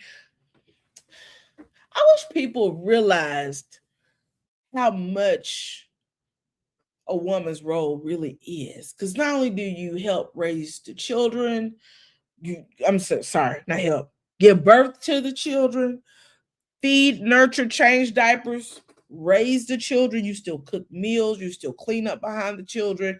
You still take them back and forth to daycare, to school. And then you have a home you have to take care of. You have PTA meetings. Someone just put in the thing. You have to make sure homework is done. You have to make sure that the children get baths, get their teeth brushed, take them to the dentist, take them to the doctors, and Lord forbid they get sick. Do you hear me? That is a job just within itself. So you add in trying to make it to all the meetings. But let's back up a little bit more before we go a little bit further down the road. Marceau, now correct me if I'm wrong. Didn't Letitia get him the bid for the hotel? Somebody put in the chat if I'm right or if I'm wrong. But I believe Letitia got him the bid for the hotel. I believe Letitia got scoped out of the red. Maybe I heard it wrong. Did I? You said, and all the straight A students, they have great children. Macy, Mila, MJ, great. MJ just finished his first semester on the dean's list. You have good children. Who you say they're her kids? I believe Marceau has been there as well. Don't get me wrong. But I believe Tisha has carried the bulk of raising the children because mothers do. This is a man that didn't know his son was allergic to peanut butter. How about scheduling the meetings around PTA meetings, etc.? I totally agree with that. Ladies, Letitia did say she helped get the business off the ground. Sure. That's what I'm trying to say. Doctors, nurses, teachers, mate, advocate, confident, etc. Exactly. And I'm gonna tell you something, raising a boy ain't like raising two little girls. Because you got to go to some extra steps with girls. You got to sit down and do. You can tell a boy, you can go get you what's the word I want to use? A saran wrap, and you do what you know what I'm talking about. Do what you do when you do your birds and the bees conversation. But with them girls, you got to talk a little bit more because a girl's body goes through a change that doesn't necessarily affect a boy. A boy's body goes through a change, but a woman has something that she has to keep clean. She has some things that'll flow every 28 days. So that is another aspect of life that Tisha has had to address because I believe her oldest daughter is in high school this year. They still got babies to raise, but she's doing a heck of a job. So why would you say, give me what I've earned? Are you giving her what she's earned? Are you giving her what she's earned? Yes, she did, and she helped start the business. Marcel is too self-centered. Definitely. Yeah, I totally agree with that. Definitely. Marcel said over the past 14 years, he has proven that his words mean something, that his hands have built something, and it's frustrating. Maurice said that when you are working your hands to the bones and you have to clarify, no, I'm sorry, and you have clarity of where you have clarity of where your partner is. Maurice said, ask Tisha how much it will cost for you to buy her out. So Maurice told him, go down there and ask your wife how much it's gonna cost. Y'all know this. I should never found. Where you at, boy? What's it? Hey, come here, man. I got something to tell you. What the hell you got on your shoulders? What is this? What you gonna do? I'm gonna start some shit today. What's with the jumper cables? I jumpstart the shit, man. And that's exactly what Maurice did. He jump started the shit. So you're having this conversation with your brother. Instead of you telling your brother you need to go see a therapist, you're going to be your brother's therapist. So you tell him to go ask his wife, how much will it cost me to buy you out of our companies? Not just one company. He wants to buy her out of Scout and Black. Not just one, but both. So imagine, take that shoe off, put on your foot, see if it'll fit. How would you feel if your life partner came to you and asked you, hey, just out of the blue, how much would it cost if I bought you out of our companies? Just out of the blue. How would that make you feel? Would that make you feel like, oh my God, he loves me so much, he wants to buy me out? Or would it make you feel like, crap, man, he about to leave me? Do I have my affairs in order? Can I make it? Will I be able to sustain my lifestyle? Will my children have food to eat? Will I be able to buy us a decent place for us to stay? This is something that Drew over there on the Real Housewives is going through right now. When that marriage is dissolved, what do I have? Instead of her giving 50% of her salary to Ralph, she should have been putting 50% of her salary in the bank. So that when the judge says it's time to move out, she could have moved out. Tisha, baby, take this from me. You need to put some things in place. Go see an attorney. Now, I ain't trying to tell you what to do. But we saw Mel talk to an attorney a year before she set out to divorce Martell. They actually have a divorced baby. Remember that. The attorney told her that, you need to do X, Y, and the Z. Have another baby while you're there. And I ain't telling you have no more babies, though, because we know we got a vasectomy over there on the other side. But put you some things in order. Put some things in order and some steps. I saw that there are there's a clause you can put in agreement in your legally, since you own a portion of the business, that nothing is to change and there is no forced buyouts if there's any other issues. So, girl, go talk to the attorney so they can stop him from even forcing you to do a buyout. Marcel could be jealous over the fact that his life was worse than his kids. I never thought about it that way, living for me. You might be right. He just talked about working on Father's Day. Why? How is she, children, supposed to celebrate, appreciate you? He can't even make time for date night. And that has been a point of contention with Tisha. I totally agree with that. Kimmy and Maurice starting shit everywhere. Child. Started at the table. Lady Roy, you get on my this child. You know, they brought in the booster. He brought in the booster cables and he actually jump started the shit. He did. Why would you tell your brother to go down there and because it worked for you don't mean it's gonna work for Tisha. Because think about it this way. Kimmy has a nursing license. Kimmy has put a lot of money into the business that because when she met Maurice, he didn't have what she had. She already had a home. He was sleeping on somebody's sofa, according to what I read in the blogs. Now, you together with her, y'all got X, Y, and Z. Y'all buying real estate, y'all buying this, y'all buying that. Y'all have a nice home. Of course, you ask her, what would it take for me to buy you out of your business? She's like, hey, you ain't buying me out of nothing. Much money I don't put into this. But you can't do that with Tisha because guess what? Tisha been there from the foundation. She put the cement down. You're talking to the wrong somebody. You didn't think not one bit before you said that. Tisha was a take it back. Why would he start the conversation off with that? Come on, symmetry. Why? Letitia is all that. She owns the entire strip mall where Black is located. She's the finance person over their business. She bought Martell out of Scope, got Scope out of the red, got her own money. Exactly, Debbie. Thank you for joining. I've never seen you before. Y'all spam the chat with a hello and welcome to Debbie. Welcome, Debbie. Thank you for joining. Child. Ooh, ain't that the truth? Kimmy and Maurice deflection all day. I'm happy all business are in Letitia Scott Moore. Exactly. Maurice didn't even have a decent credit score, allegedly. Allegedly. Right. But you got the audacity to jumpstart coming out with the booster cables to jumpstart. Y'all gotta see this. Man, I got something to tell you. What the hell you got on your shoulders? What is this? What you gonna do? I'm gonna start some shit today. What's the one with the jumper cables? I jumpstart the shit, man. And that's exactly what Maurice did. Kimmy jump started over there with Martell at the table, and now Maurice done pulled his brother over there. They having a conversation on top of the hill, and he done started to mess with some booster cables. How ridiculous and sad is that? Anyway, whoo, child, my head just started hurting thinking about that. Maurice said he asked Kimmy how much it would cost for him to buy her out of Scott Imperium. Instantly, she said he wasn't buying her out of all of that. He wasn't buying her out at all. After all of the money she had put into it.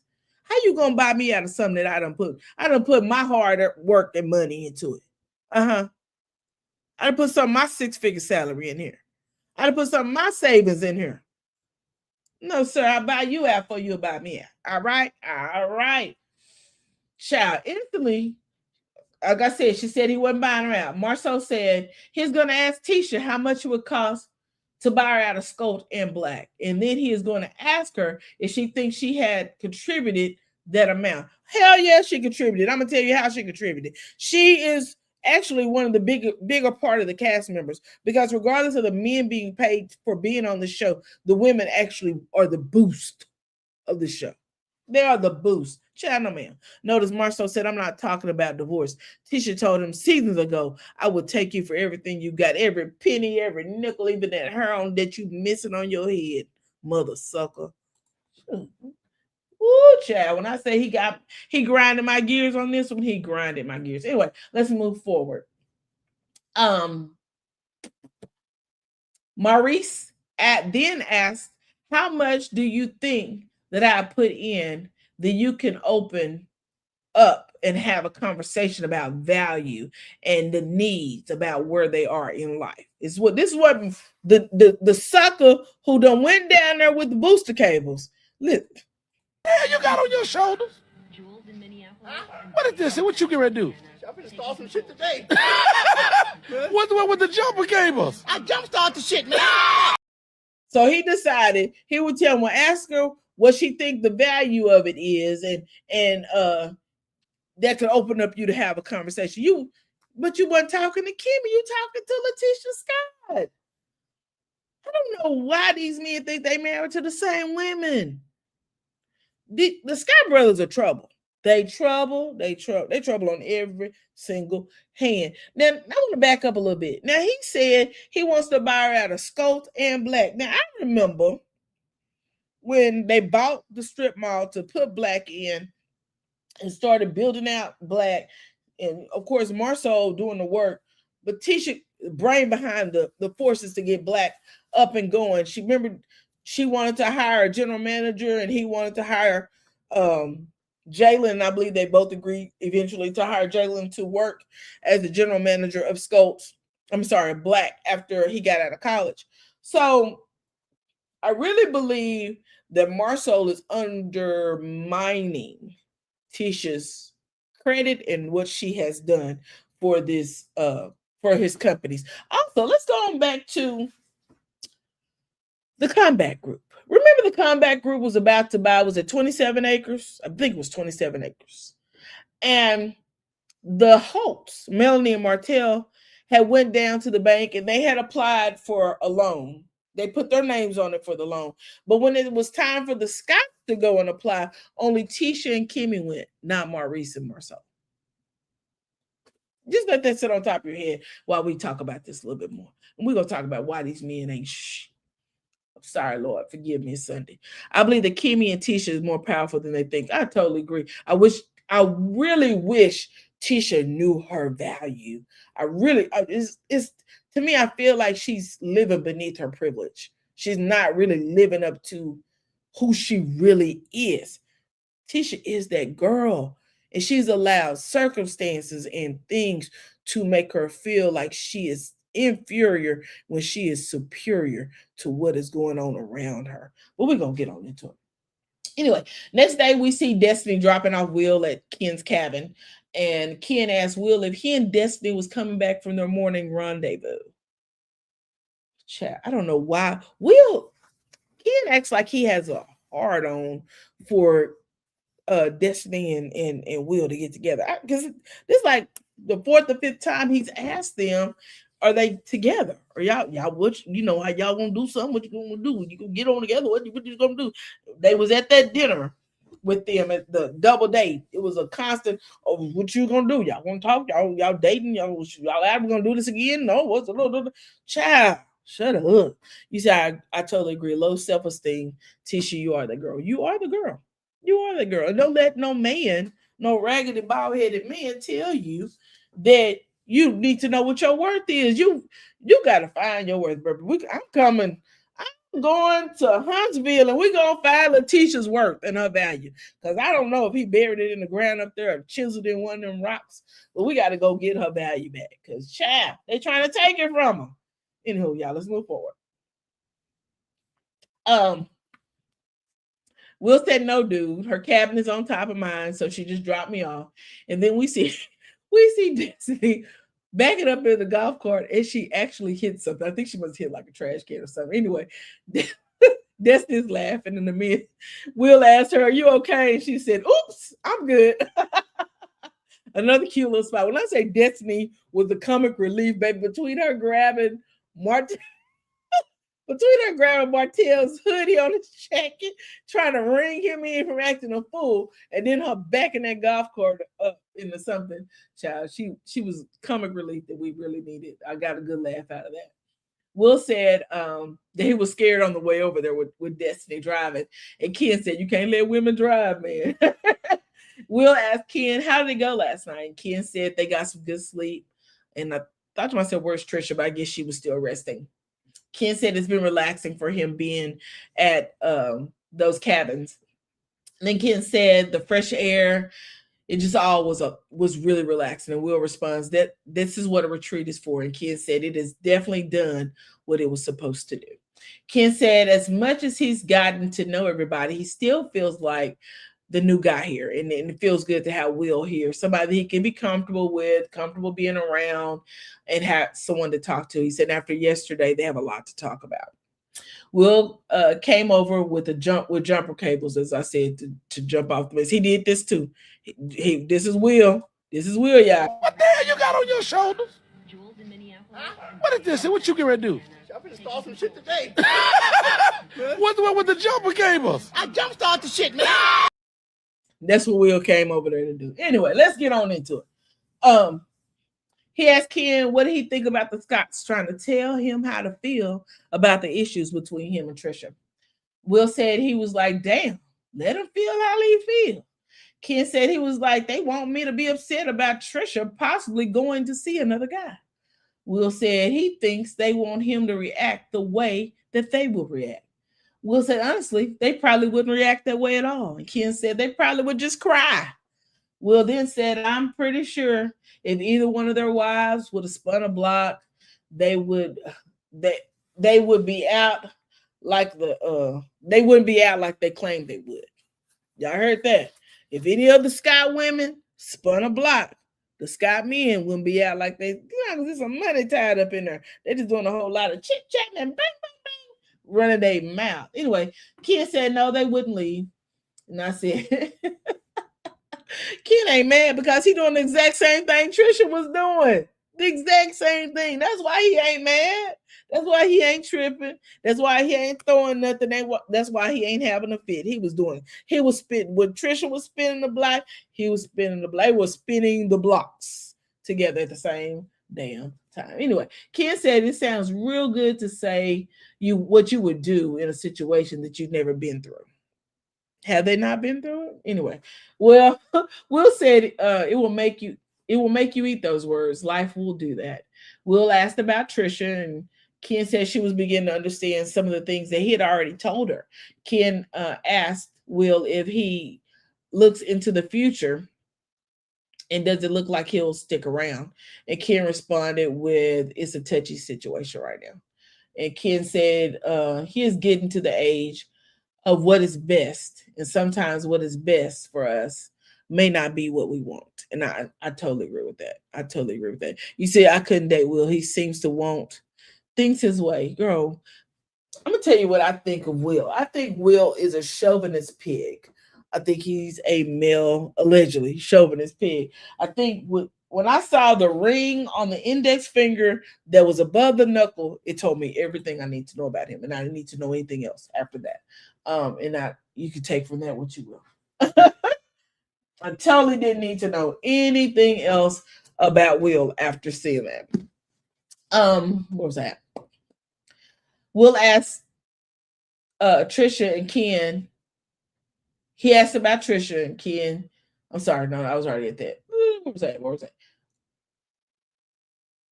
Ken asked Will about Destiny again. And Will again says that Destiny is his homegirl. And she's cool people. Will then says that after last night, the decision to just be friends set in more last night when Destiny started drinking. Ken said, you see how she acts when she's drinking? Will said, when Martell got into it, Destiny started pulling at him. He said, then one time he thinks she fell asleep and he was like, dude, I definitely wouldn't want to deal with this. Ken asked Will if he thought that he and Destiny could be serious. Now, he just told you he wouldn't want to deal with it. Then you want to ask him if he feel like he and Destiny could be serious. And Will says he doubted. Child, Destiny ain't interested in you, Will. Come here, come closer. Let me hold your hand while I say, Destiny don't want you, homie. She don't want you. You don't possess the qualities in a man that she wants. You will jump off. I'm going to let you know that right now. You just for the women to jump off of little eye candy and move on. As we see, your ass don't even know how to get dressed for a decent dinner. You don't have any casual clothes. You came to dinner in a t-shirt and shorts. You and Ken both. Ken actually wore a t-shirt with you and his face on it. The Wicked t-shirt. Why in the world y'all don't own clothes is beyond me. Maybe y'all wear something to the reunion, but Will, Destiny not interested in you, baby. You don't even look like her cup of tea. You are a jump off. I'm gonna say it again. Jump off, allegedly. Anyway, Will said he thinks that Destiny's looking for something specific right now, like a man, like in a man. I'm sorry. I said, right, you don't possess any of those qualities. Hey, Lady B. Thanks for joining. You don't possess any of those qualities, Will, so just give it up. Ken asked Will if he thought that Destiny was too masculine. Want y'all listen to this? First, Will done called her combative. Now Ken called her masculine. I want y'all to listen to the wordplay that these men be out here on the social media and the internet and the world on the TV talking about women. Will said he wouldn't say masculine is the word. Will said instead he would just say she's very combative. He back on that combative kick. Anyway, Ken then says after calling Destiny masculine that she sometimes gives off feminist vibes. So is she masculine or is she a feminist? Which one is it, boy? You tell me. We'll wait for you to put in your chat on the conversation. You can put it in the thread wherever if you watch it. All right, Ken, I don't know if you watch or whatever. You just kind of slide by this one. Throw it in the chat what you meant by that. Will then says she does try to be a girl's girl. Will then says the thing is you're a girl's girl until you're around girls. And then you're like this. And he put his hands together and his fingers started fighting each other, right? Ken then said, maybe Will and Destiny may be able to kick it and become good friends. And over time, then Ken says, but you aren't looking for a wife right now. Will starts shaking his head saying, no. Baby, Destiny not interested. So why do you care? Ken, Will, Destiny's not interested in Will. She already said he's a walking red flag. And you say she's looking for something in particular in a man. And you ain't it. Yeah, next scene. We see the men gather to build picnic tables. I thought this was a cute team building exercise. I love team building exercises, so I thought this was cute. The choice teams, one team was Martell, Maurice, and Marsol. The other team is Ken, Will, and Chris. This seems a little unfair to me, is what I said, because Maurice chose 2 construction company owners. Now, do that make sense? We know Martell builds, and we know Marsol is a builder. So why in the world would you not split it up to make it fair? But you did. The other team is a real estate broker, a barber, and a truck driver. What kind of competition is this? Martell says he isn't surprised that Maurice picked him. Why would he not? Maurice knows that Martell can build and put shit together, is what Martell said. I remember Martell saying one time that he didn't cuss. What happened to that? Because Martell was cussing up a storm this episode. He was cussing so much, I had to stop and pause so I could write down all the cuss words. He was just blah, blah, blah, blah, and I didn't even get them all. I didn't even get a portion of them, honey. Will is not happy because Destiny does not want him. He's for the streets, baby. I told you. Will is a jump off, baby. He's a jump off. Allegedly. He's a jump off. Martell says with them being men, they can get it into it one moment and then settle their differences in another moment. We see the guys working together and the non-builders are clearly lost on building. And Tisha and Kimmy arrive. Kimmy says she was looking at the teams, the old G's and the new G's. And Kimmy says she loves seeing these guys out there working and putting things together. And seeing Maurice over there sweating is just turning her on. And is the turn on that she's looking for. Child, whatever. Child.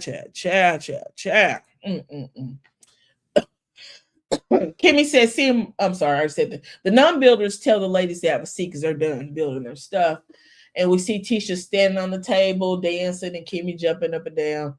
And Marsol says, can we get someone to come look at this? So Brenda, the general manager, comes and she judges which table is the best. And she chose the table that was built by the builders, the actual guys who build things. And Kimmy thanks the guys for being good sports and tells them to go get ready for dinner. Let me take a drink because, baby, we about to get into it. Now, we've been on here already an hour and 30 minutes. It's a long review. What time is it? Because I'm not going to miss the Real Housewives. We got 30 minutes and we got to get out of here. We see the group coming to dinner. Everything looks different. Everything looks beautiful. I'm sorry. Everyone looks good and are dressed quite nice, except for Ken and Will. Do they not own nice clothes is what I put in my comments. And Maurice said the trip was a huge success. He thanks Kimmy for putting it all together. Kimmy said every host gets some brownie points for no one storming out and going home. I guess, Kimmy, because baby, you and your husband was jump starting bullshit this whole time. Yeah, I was just out there doing it. But anyway, girl, do you? At the table, Kimmy thanks everyone for coming, and she says she knows it was a surprise to be outside. Um, you said, "Well, I stopped and paused to laugh at Martina, baby," and I was laughing at Kimmy, baby. I mean, not Kimmy, Destiny. Destiny was hilarious to me this episode, baby. I would love to be around her when she got a little tipsy because she seemed like a good time. I understand why Tisha's upset because Destiny seems like she's fun. Anyway, because maybe the way she had that hoodie wrapped up, she was shaking the shit out. Anyway, um, Kimmy said she knows it was a surprise to be outside with nature, and Destiny said she loved the glamp part of glamping. Kimmy said there is something that can be learned from everybody, and Ken speaks up. Now, Ken, again, the Man, come you in. got on your shoulders? Here go Ken, y'all. What is this? What you getting ready to do? I'm finna start some shit today. What's the one with the jumper cables? I jumpstart the shit. That's Ken. He brought his jumper cables to the dinner, and he get ready to jumpstart the shit. Anyway, Ken speaks up and says, with he and Trisha being the newest couple in the group, they want to be able to come to the group and get knowledge that they need to grow. He explains that they've had their situations, the spin the block, and he spun the block, and she spun the block, and she realized the grass wasn't greener, and he realized the grass wasn't greener. She's divorced now, and Trisha says, thank God, and started beating on the table. Trisha said that this trip is something that she needed. She just wants to enjoy the moment and make it last for as long as possible, but not before Ken sets the block on fire. Let's go. Ken says a lot of people in this group have insinuated that he needed to leave Trisha. They have been hearing y'all are going through too much, and Ken wants to know what kind of advice is this shit. If the group really wants to see them win, they should promote positivity, is what Ken said. Tisha speaks up because she feels like they are addressing her, and she says she wants to apologize about the DM situation again. I thought that was very adult of Tisha. I thought it was very kind of Tisha, and I think that it was probably what was needed to be done, but it should have been, I want to apologize about the DM situation, and that was it. But it kept going because Ken came to do what? Jumpstart the bullshit. Anyway, ciao. Trisha said, Trisha said she didn't have Tisha said she didn't have the facts of if it was true or not.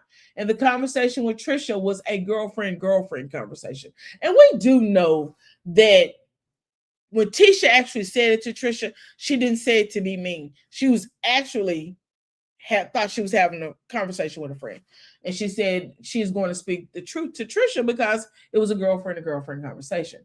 Ken then said that he's heard a lot of things about Marsau, but he would never come out and say, hey, this is what I heard. Letitia said, I don't expect for you to talk to me about my husband. You can talk to Marsau. Ken said, I wouldn't even bring it up because I don't have the facts. Tisha in return says, what have you heard about Marsau? Ken said anything that could be damning to y'all's situation. Tisha again says, what have you heard about Marsau? Ken said, it's neither here nor there. It's probably the same thing you've heard. Tisha said, what? Ken said, it's like the whole black situation, the back room. And Tisha said, what? Tell me more details. Ken said, and the Scotts having these, I wouldn't say Diddy parties, but Tisha said, I have had people come to me and say shit and it wasn't true, and it caused issues in our marriage. And Ken responds with, cause issues, right? Huh? Tisha continues and says, so I didn't want to cause issues in y'all's relationship. I said, now the South has arisen. Marsau says, well, you're begging him to say something now. You keep begging him. The entire table looks down. They all was doing something else. But baby, they all look down at Marsau because this nigga done piped up. He done woke up. He ready to start talking. Marsau said, you begging him to say something. But you said that you don't want no issues, but you begging him to start an issue in your relationship. Tisha said, First of all, I ain't begging nothing. Marcel says, "What is it? What is it? What you heard? What you heard? What you say?" Tisha said, "You should have announced right then." Tisha should have hit the table and have said, "You know what? I'm divorcing this nigga. I'm divorcing this MF right now. This is over." And walked out. But anyway, she didn't do that. Marcel said, "People say stuff to damage our marriage. Hey, can you tell me more stuff?" And Kimmy whispers to Maurice and tells him, "Tell Marcel to stop." You can see it. They put it on the screen. She says, "Tell Marcel." Maurice is saying, "Marcel, Marcel," but Ken is talking louder. He says, "That is why I would never come to you with something that I heard." Child. This is exactly why Tisha should have never taken that mess that she heard and talked about it to. She should have never. I'm gonna back up a little bit. Tisha should have never got out here and told everybody that she was hurt by people trying to talk bad about her marriage. She should have never expressed that. And I'm not saying that she doesn't have a right to her feelings. I don't want to say that, but she should have never spread this stuff about her marriage. She should have took it on the chin, and because right now it's being thrown in her face by her own husband, being thrown in her face, not only by her husband, by Ken as well, the newest couple to the group. Remember, that's what he said. She can't even have a conversation with a friend because her conversation with Trisha was just a random conversation about, hey, I've heard stuff about Ken too, so don't let what happened out here on social media mess y'all up. Is what she said. She said Tisha should have kept that close to her chest. She should have. I agree. Sad baby doll, I totally agree with you. She should have never let that out because a simple conversation she had with a friend, they threw up the fact that, hey, you don't want no mess about your marriage brought up, so why would you try to do whatever you just did with us? Anyway, Marcel is still calling Maurice is still calling Marcel's name, and Trisha's also trying to get Maurice to make it stop because she's looking at Maurice. Trisha is, and she's like, "Hey, do something, do something." And Marcel said Tisha's literally begging every guy at this table to tell her something about Marcel. This is what her own husband said. Tisha says again, "I'm not begging anyone for anything. Let's get that fucking straight," is what she said. Now she pissed off. Kimmy speaks up and says, "Everyone at the table has heard something about someone at the table. And I don't know what parts y'all believe, what parts you don't believe." Then she proceeds to say, "If you have a part that you want for me to answer, today I want to be transparent." Child, when I say they kept with the mess just kept going. It just went from one thing to another. So Martell yells out, "What is your deal breaker?" And Kimmy says, "This is where the bullshit starts." And yeah, I know my saying around here sounds like bullshit to me. This is where the bullshit starts.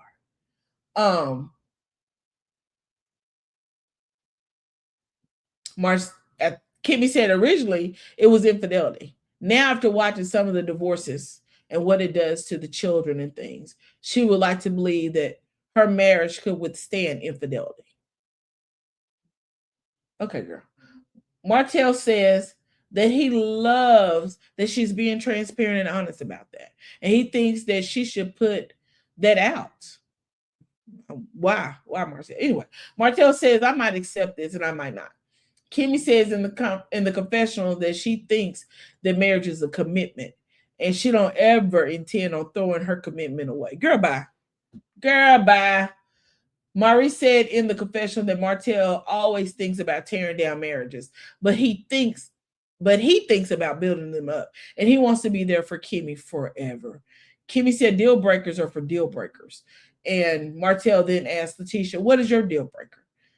Martell then says, I know you had a deal breaker a long time ago. Is it still the same?" And Tisha says her deal breaker still stands.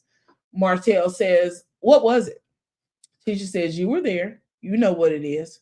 And they go back to season 1, and they're all sitting at the table, and Tisha's saying if she found out that Marcel was cheating on her, she would leave. Marcel then speaks up and said, when we're starting to focus on deal breakers, we start breaking the deal. So many times we focus on what would break it versus what would make it stronger. Then he said, "You want to know what it takes to be married for 19 years? Is that something? It is that sometimes Tisha sticks by me when she don't want to." I totally agree with that. Marriage is not about the love. It's not about the likes. It's not about the waking up in the morning. It's not about going to bed angry. Marriage is about commitment. Will asked, "Are you happy?" He said, "I see a lot of sour faced bitches around here." I couldn't even use, I couldn't even understand why he used the word bitch, but he said that. I wrote down verbatim what he said. In fact, verbatim, Will said he sees a lot of sour faces around this bitch a lot. Those were his words. Tisha pipes up and says, "Of course, you aren't going to be happy in a relationship all the time." Tisha said, "You have to ask yourself, does the good outweigh the bad?" And that is what you say. Maury says, "Far outweighs the bad." And Marceau in his confessional agrees with Letitia. They take a group photo. Marceau chooses that moment to have a conversation with Letitia. Oh, this is the hard part, y'all. This is the part that they got on my nerves. That was a dig to Martell. Well, Martell asked for it, didn't he? Didn't he say? Because he said it was the deal breaker. She told him. Child, Martell gonna learn to keep his mouth shut too. That he over there talking crazy to these people. But when she said it, he was like, I can accept that. I'm glad you decided to change your mind on it. But child, but that was with your wife. It was a deal breaker. With the woman you was married to, it was a deal breaker, Martell. So you a little too late. Next scene, we see Marceau and Tisha having a conversation.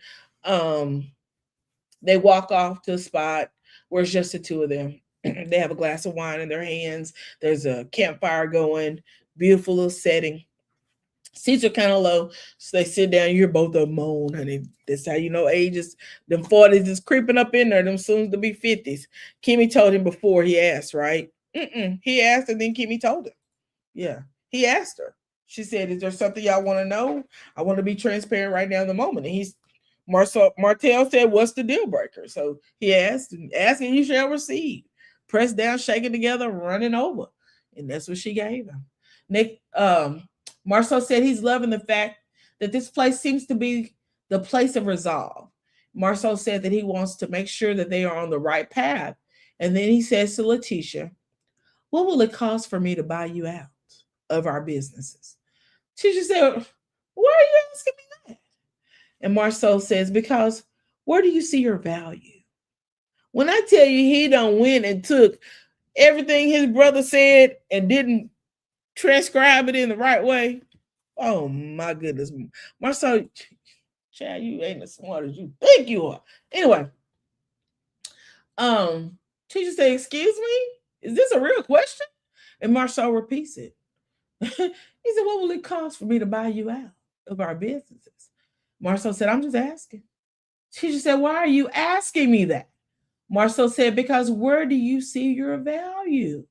Teacher said, "Why are you even thinking about buying me out of our companies?" Teacher said to her, "When you start asking questions like that, that means let's start separating shit. It starts with the companies and then it goes from there to Scott Manor on your own, and then that's divorce." Marceau says, "Okay, dismiss your thoughts for a moment and pay attention to the man that is in front of you that is trying to communicate with you. I didn't say, hey, let's get a divorce." Marceau tells Tisha that he brought her out there to talk to her. Bad timing, bro. Bad timing. Marceau asked Tisha, "What do you do in the company that in the companies that make its value so high?" Tisha said, "I'm not as involved now as I was previously.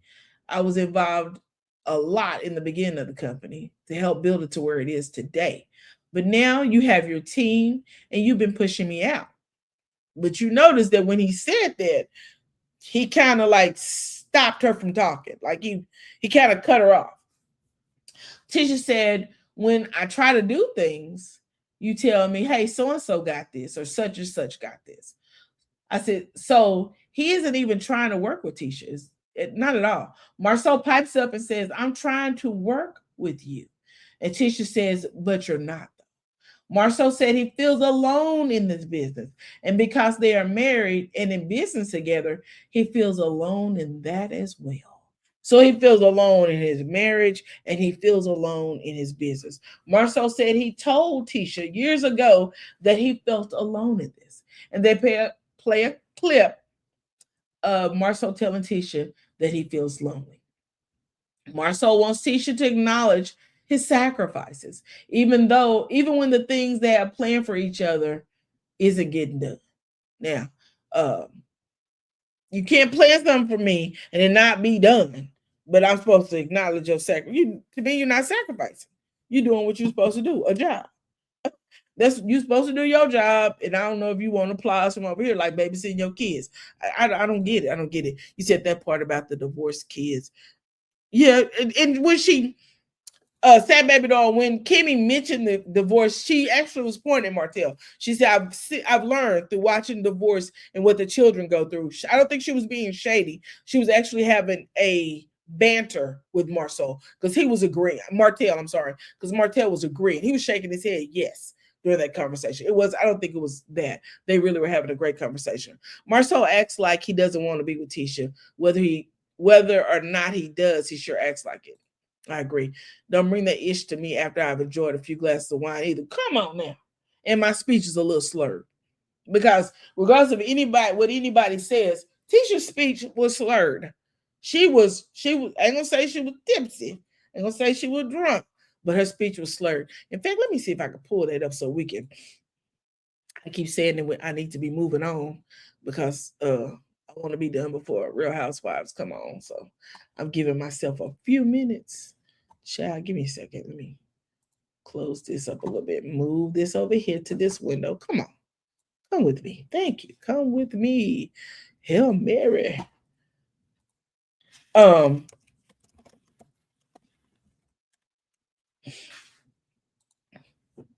Yeah, I think that Marcel chose really bad timing.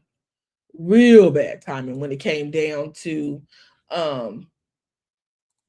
them having this conversation. I didn't think it was good at all. I really wish they hadn't have done it, to be honest with you. I really wish that he had waited maybe till they were home, a little bit more private. I just don't think it was a good time at all for them to have had that conversation. Give me a second. Let me pull this up. Let me go to mute just for a second, you guys.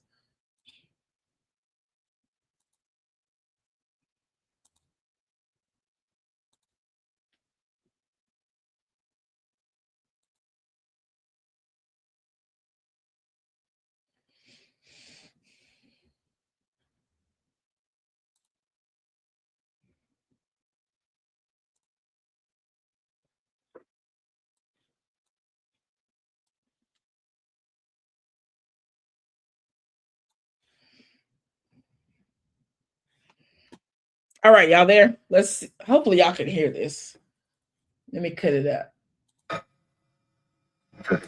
So to me, what I'm hearing right now is that you're wanting to move in a different direction. Okay. Dismiss your thoughts for one moment and pay attention to the man that's in front of you trying to communicate to you. I didn't say, hey, let's get a divorce. I brought you out here to talk. He is, although he's having this conversation with Tisha, he's not reading her at all. Her eyes are red. She's constantly sipping on this wine, which is getting her inebriated. She's in her feelings because this man is literally just sprung on you that he wants to buy you out of the companies that you guys own together. And not only that, he wants you to tell him what value do you have in the company.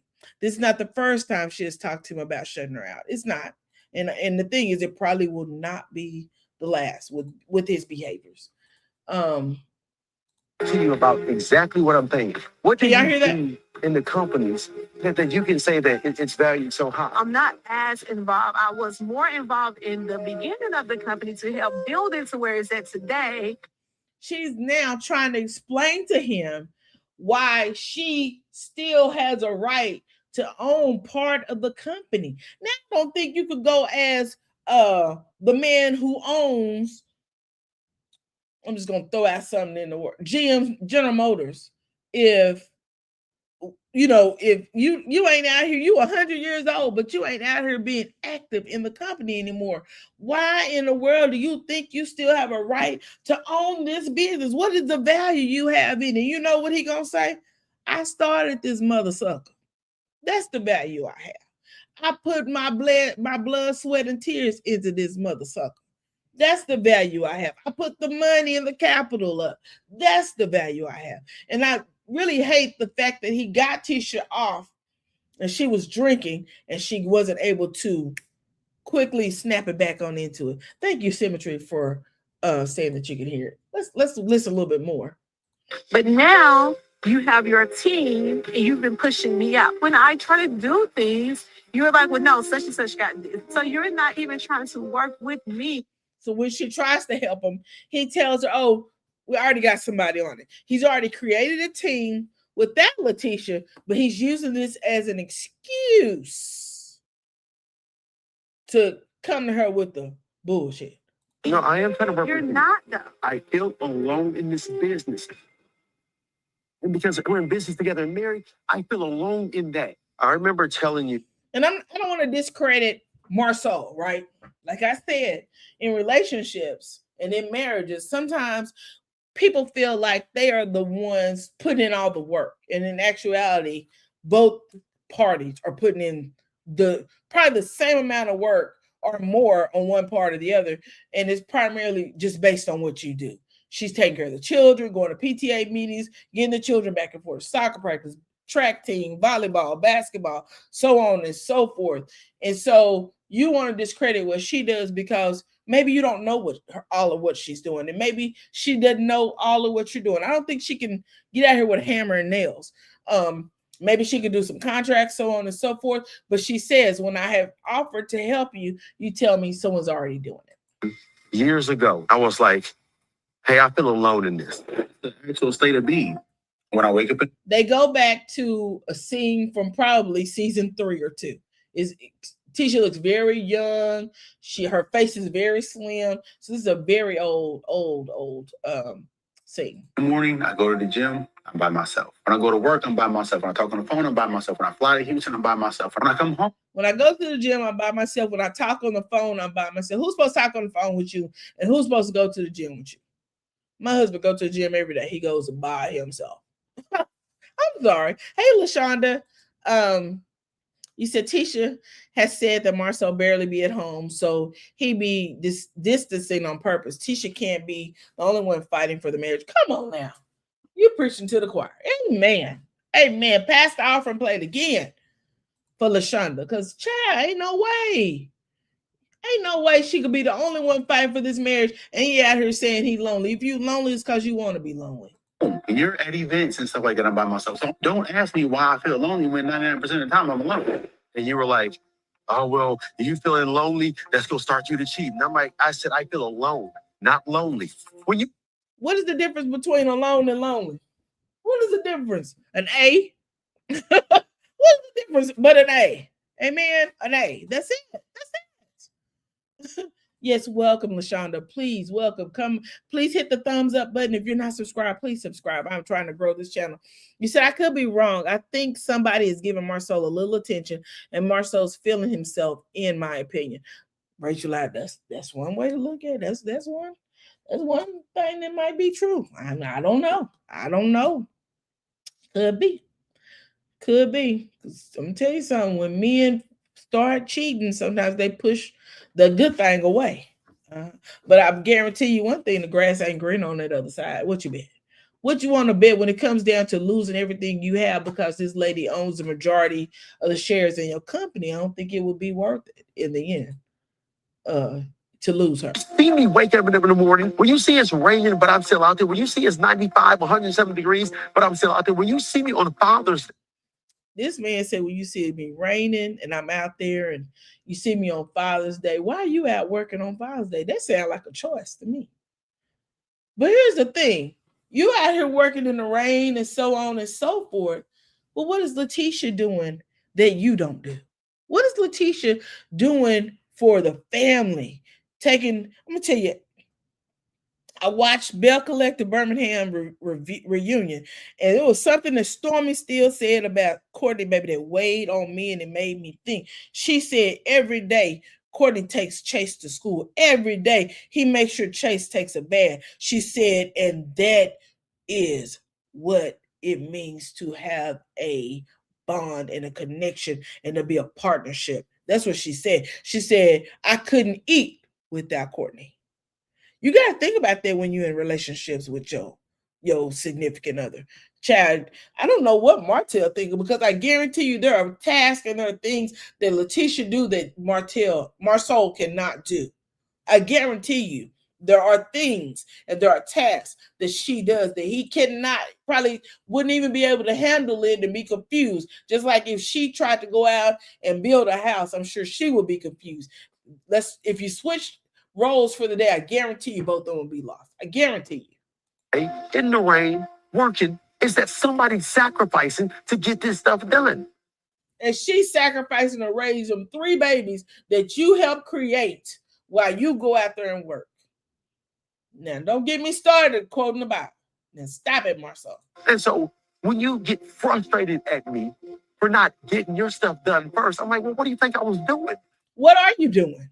Because according to the people, you don't complete none of the projects in a timely manner. So what are you doing? Are you out here depressed? If so, go talk to somebody. But quit trying to make all of that Letitia's fault, because it's not. You're putting the hat on the wrong person, baby. Like, this is my life. I live to work for my family. And she does the same thing. It just may not look like yours. Oh my God. Oh my God. Just because I don't complain, it doesn't mean it's easy. And then I wonder how many times she does things and never complains. And I'm not, again, I don't want to discredit him, but I really feel like he landed on a little too heavy today. It's a little too heavy. You're like, hey, I want to spend some more time with you. I'm like, cool. And you text me and you say, you want to grab lunch? I would like, when I'm working my ass off out there for you, instead of you getting frustrated with me about not stopping work, I would like for you to say, hey, you know what? I can support you by bringing you some lunch. But that's not what she wants. She wants you to have some time for her to go out. And then she says, I'll bring you lunch. Baby, when I tell you, I felt she was debunking everything he was saying. And he was like, but that's what I'm talking about. I don't have time for no dates. Just, Lord have mercy, Jesus. When the last time we had that? Are you going to listen? See how you just cut her off? I'm like, wait a minute. Are you going to listen? Are you going to listen to me? Because I just want to have lunch. But are you going to listen to me? Baby, the club done open up downstairs. I knew it. I knew it wouldn't be long for the club would open up. Yeah, but you're taking a very long time. But you say you taking a long time to get this SHIT out your mouth, and I'm sick of listening. Hurry up and spill it or shut it up. Talk about you listen to me. Yes, I'm listening to you. Baby, this is not a classroom and you are not giving me a lecture. Bought you lunch plenty of times on your job sites. But that's not a date. See, I don't have time to date because I'm building your mansion. What? I don't have time to date because I'm building your mansion. So, but you have to balance it. I understand you have to work. But it's like, when does it come a time where it's like, babe, I'm going to make time for you too? What do you want from me? What do you want, Marcel? What do you want? I just don't get it. I don't get it. I think he was gaslighting her. I think his glasses, he still got a lot of wine left. Tisha ain't got but a swallow left. That's how much he's stressing her out. Hey, Passion, get happy. Have a blessed Sunday. I can definitely see Tisha bringing this man breakfast, lunch, and dinner at his job. I can also see her getting up at 5 a.m. to make him breakfast. Me too. I can see her fixing him lunch to take to his job. I don't really know what. I know that he probably feels lonely, but I think this is something that he has brought upon himself. Let me back up out of here. Brad Girls Rock say he wants to be single. I cried. Okay. I'm with you. Now, again, I brought up earlier about how Marcel, when Tisha said, can you heal my heart and tell me about these 20 women that Martell is going around telling everybody you're with? He said, I can't do that. When she came to him and she said, Mel said for me to come around here by the club at night by 2 o'clock in the morning to see what you be doing. And he said, I can't help you with nothing Mel telling you. I can't do nothing about that. I can't help you with that. I think that at this point, Tisha has been backed into the wall. This is my hypothetical thoughts, and this is just me out here on the limb. I believe Tisha's been backed into the wall, and I believe Tisha's tired. I believe Letitia has listened to the noise so much until she's put herself in this cage, because in this cage, no one can hurt me. No one. I'm not going to let this person penetrate this cage, and I'm not going to let even my husband penetrate this cage because he cannot even protect me. Remember sitting at the table? This man allowed another man to talk about you up under your clothes. But this man is supposed to be your protector. Your protector, not the person. This man is supposed to be your protector. This man is supposed to protect you. This your husband. This is the man that took vows and said he would love, honor, cherish, and protect you, and he left you wide open. So I really believe Tisha has built a wall around herself so no one can penetrate it, so that she does not have to be hurt. Excuse me, y'all. She does not have to be hurt again by what people say, the rumors that people put out, by any of those things. Because Marceau is a part of Tisha's hurt. I believe she would do anything for him, but it is only up to Marceau to heal Tisha's hurt. He put it there. He's the only one who can heal it, unless she leaves him and decides to heal it another direction. Lord forbid. That is totally up to her. And I don't advocate for anyone getting a divorce, but unless they want to. It's not going to be nothing that I said that's going to help him get divorced. But my point is, he's sitting up here telling her all of this, but he has caused this woman a lot of hurt. But now he wants to cry about feeling alone. You feel alone. You are lonely, or you're alone. Who knows which one it is? But you've been to Africa by yourself. You bought yourself a sports car when she was begging you to buy herself another vehicle, another Mercedes. You went and bought you a two-seater. We ain't forgot. You got you a dually for your business, but she had to beg you for a new car. I remember that. If nobody else does. The very fact of, again, you left her wide open when you should have been protected her. So she has built a cage. She has no one to protect her, and I ain't letting Destiny penetrate this, because I'm going to get with her ass, and I ain't going to let him penetrate it, because I'm going to keep him so far away from me that it doesn't hurt anymore. Not saying it's right or wrong, but I really believe that is it. He has pushed her into a corner. Marceau lost weight in his mind in the process. Baby, come on now. LaShonda, Tisha's beautiful and smart. She has made her marriage her identity. He knows she's afraid to lose him. And I'm not so sure if she's afraid to lose him, or she just wants her marriage to work and is afraid of what the people out here on this social media are going to say. Because they're going to say, we won and she lost. Timber Blue, the brothers both want submissive women who question nothing. Do they really? I know they want submissive women. Or do they just want women they could jump on and pound on and get their rocks off and go on about their business? We being candid. We being honest. I really, truly believe that's part of the issue. Let's finish listening so we can get out of here in time to watch Real Housewives. We got just a few minutes. Do you want me to walk away? Is that what you want? No, you can't buy me out the company. It's myself. You know what, Tisha? He said, fuck it. She said, fuck it. That's where you meet her where they at, baby. When he said, fuck it, she said, fuck it. Hey, let me take another sip of this wine. Fuck it. Just like you said. Just like you said, baby, I can meet you on the same level, because at some point or another, I put this wall up. I'm going to let you hurt me, but at some point, that wall going to go back up, and I'm going to start throwing daggers over the side of it. Please. No, Marceau. Why can't you just hear the words I'm saying? Why is it that after 2 decades of me working my ass off for everything, I can't even get a... Because what are you actually saying? Can you tell us what you're actually saying? You feel alone. You feel lonely. You want her to bring you lunch at the lunch side, at the work site. What else do you want from her? What else do you want? You want her to hold your hand all day, maybe hit some of the nails with hammers, use the saw. What do you want her to do, buddy? What do you want from her? Because you really haven't given her a clear thought of what you want or expect from her other than you are lonely. And how do you expect her to fix your loneliness when you have left this lady hanging out on a limb?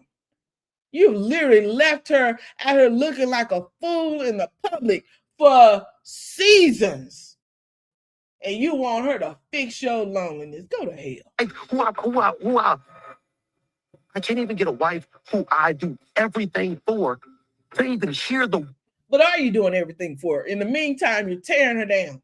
In the meantime, you're watching others tear her down, and you never have her back. You just sat at that table while Tisha and Ken went back and forth, and instead of you checking Ken, you check Tisha. Nigga, please. Out of my mouth. I want you to know this. I want you to know to the bottom of my heart that, hey, while I'm going and telling people about what they should do in their marriage, my man is. Child. When I tell you I done got hot, I done got 20 degrees. Begging me for help. My man is begging me.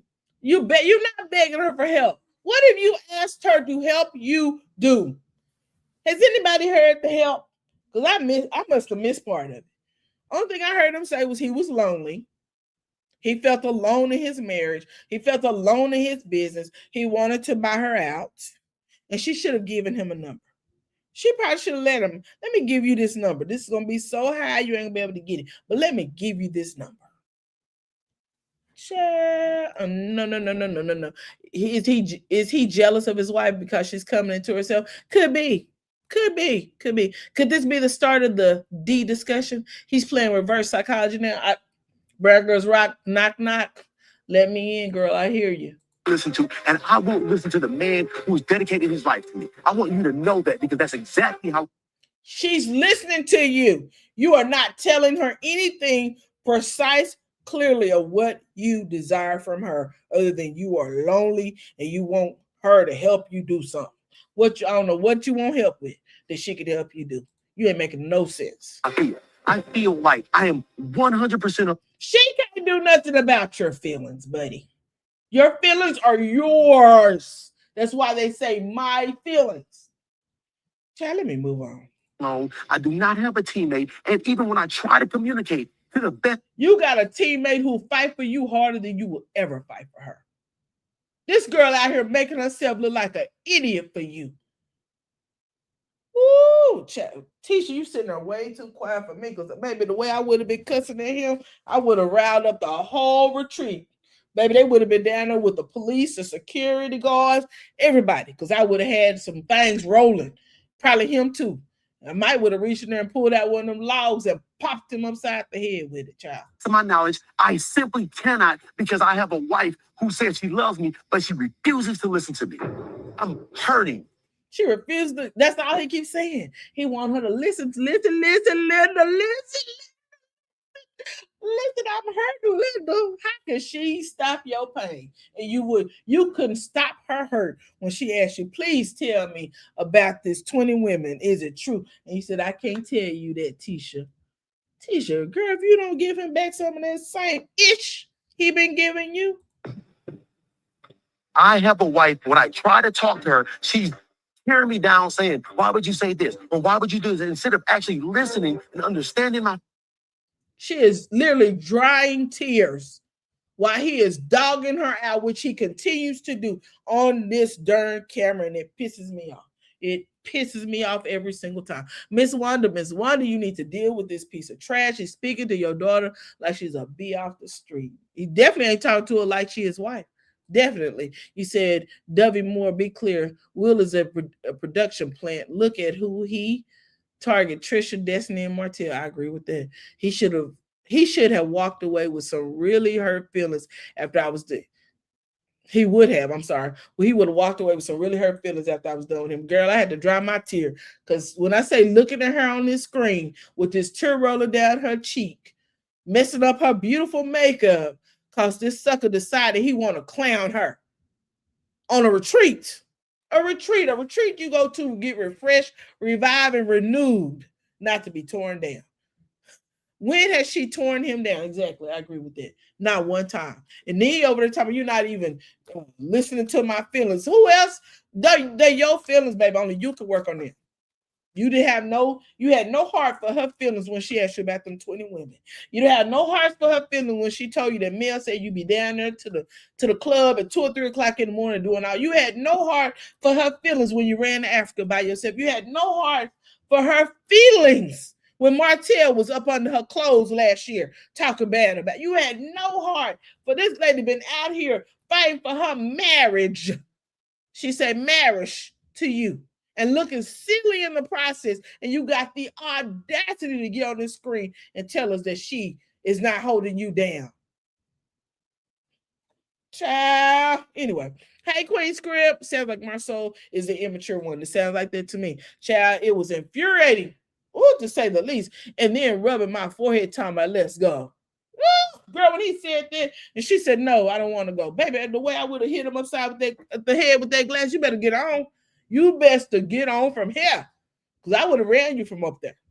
Tisha was so hurt and angry. The gaslighting is too much for me. I know women, but I know women.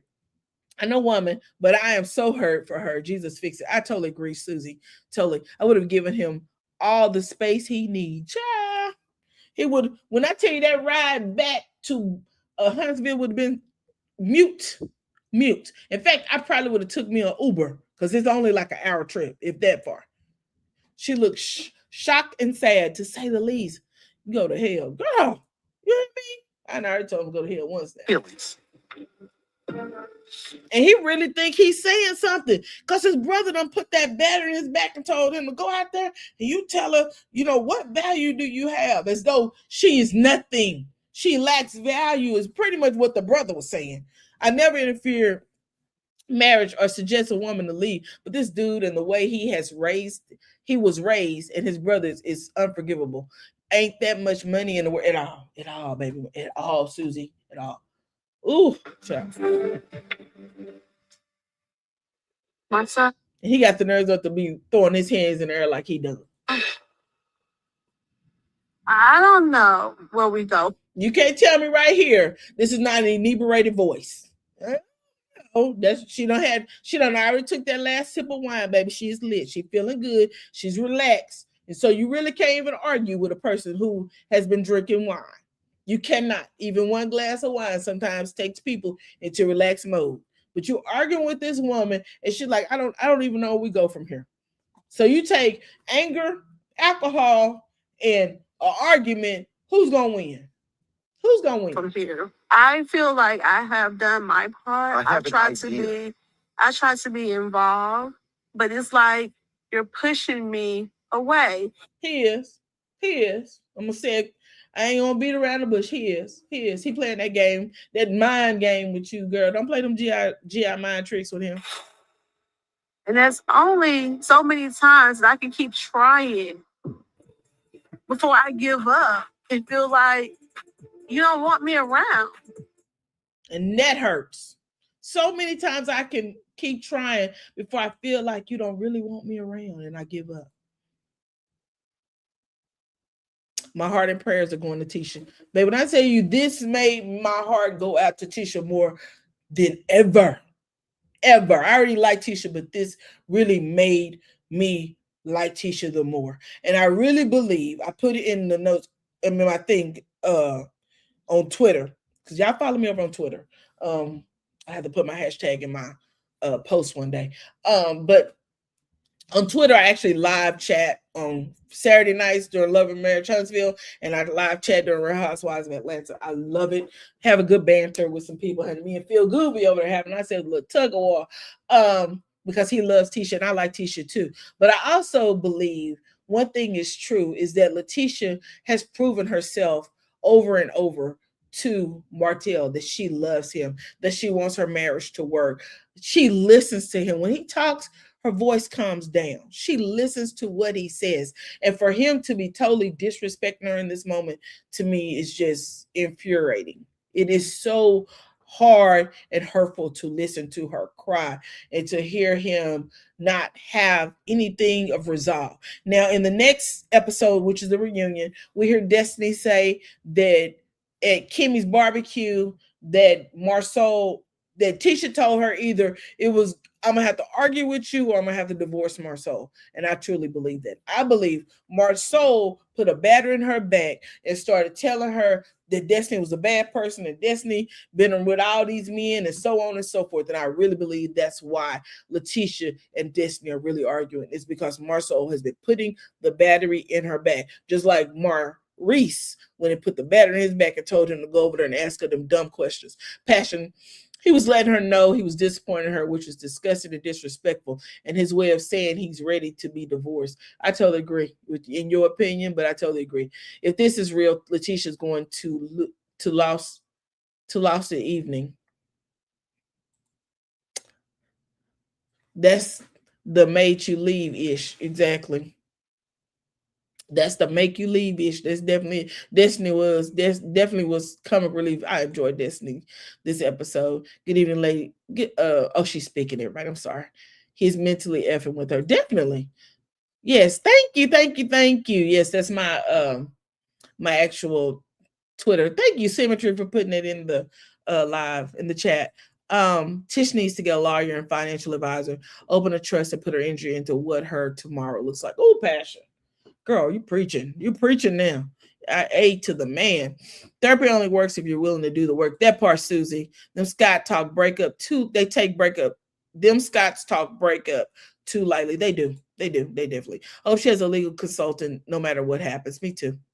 The reunion preview crossed the line. Hopefully Tisha wouldn't go the gutter about Destiny's personal business. Carlos said it gets pretty bad. He said it gets pretty bad, better than he thought. Let's see if they get to the end of this because I got 4 minutes before my show comes on. Like, you're saying all these things that you're on your own because you're choosing that path. You may feel alone in business, but I feel alone as well. I don't know why. I don't know why I talk. I don't know why you're talking either, Ninja. Why are you here? Why are you here? You are nothing but a baby producer at this point. Let's go. Because it's clear you don't care. Sorry. No, you're not sorry. No, you're not. Why she got to apologize to him? She said, I'm sorry.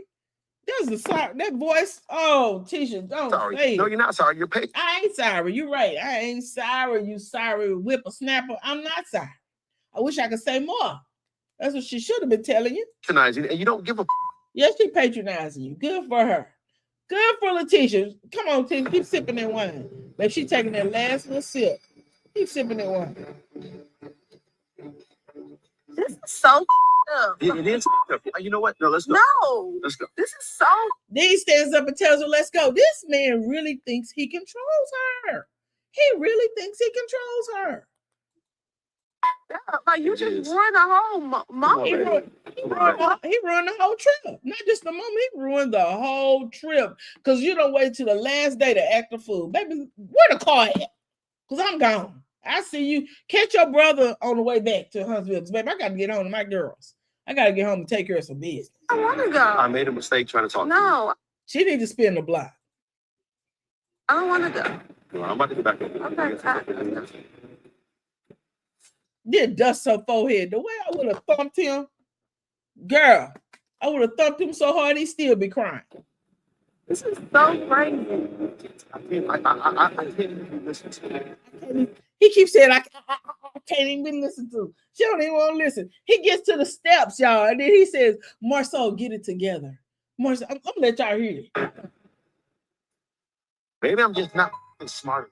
Maybe you're not. Maybe you're dumb. Clearly, Marcel and I were not on the same page, and we haven't been on the same page for a while. I am hopeful that we'll work it out. Y'all, when I say this to me, this is sad. Super sad. Super, super sad. Not on the same page. I just don't see how. No. I don't want to be here anymore. Now, why would you want to ruin someone's entire vacation? Their entire retreat. Because, again, retreat, rewind, relax, renew. You just messing up all that.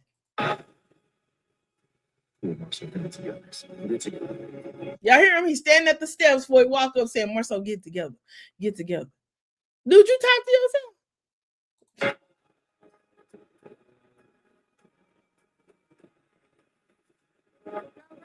Oh, yeah.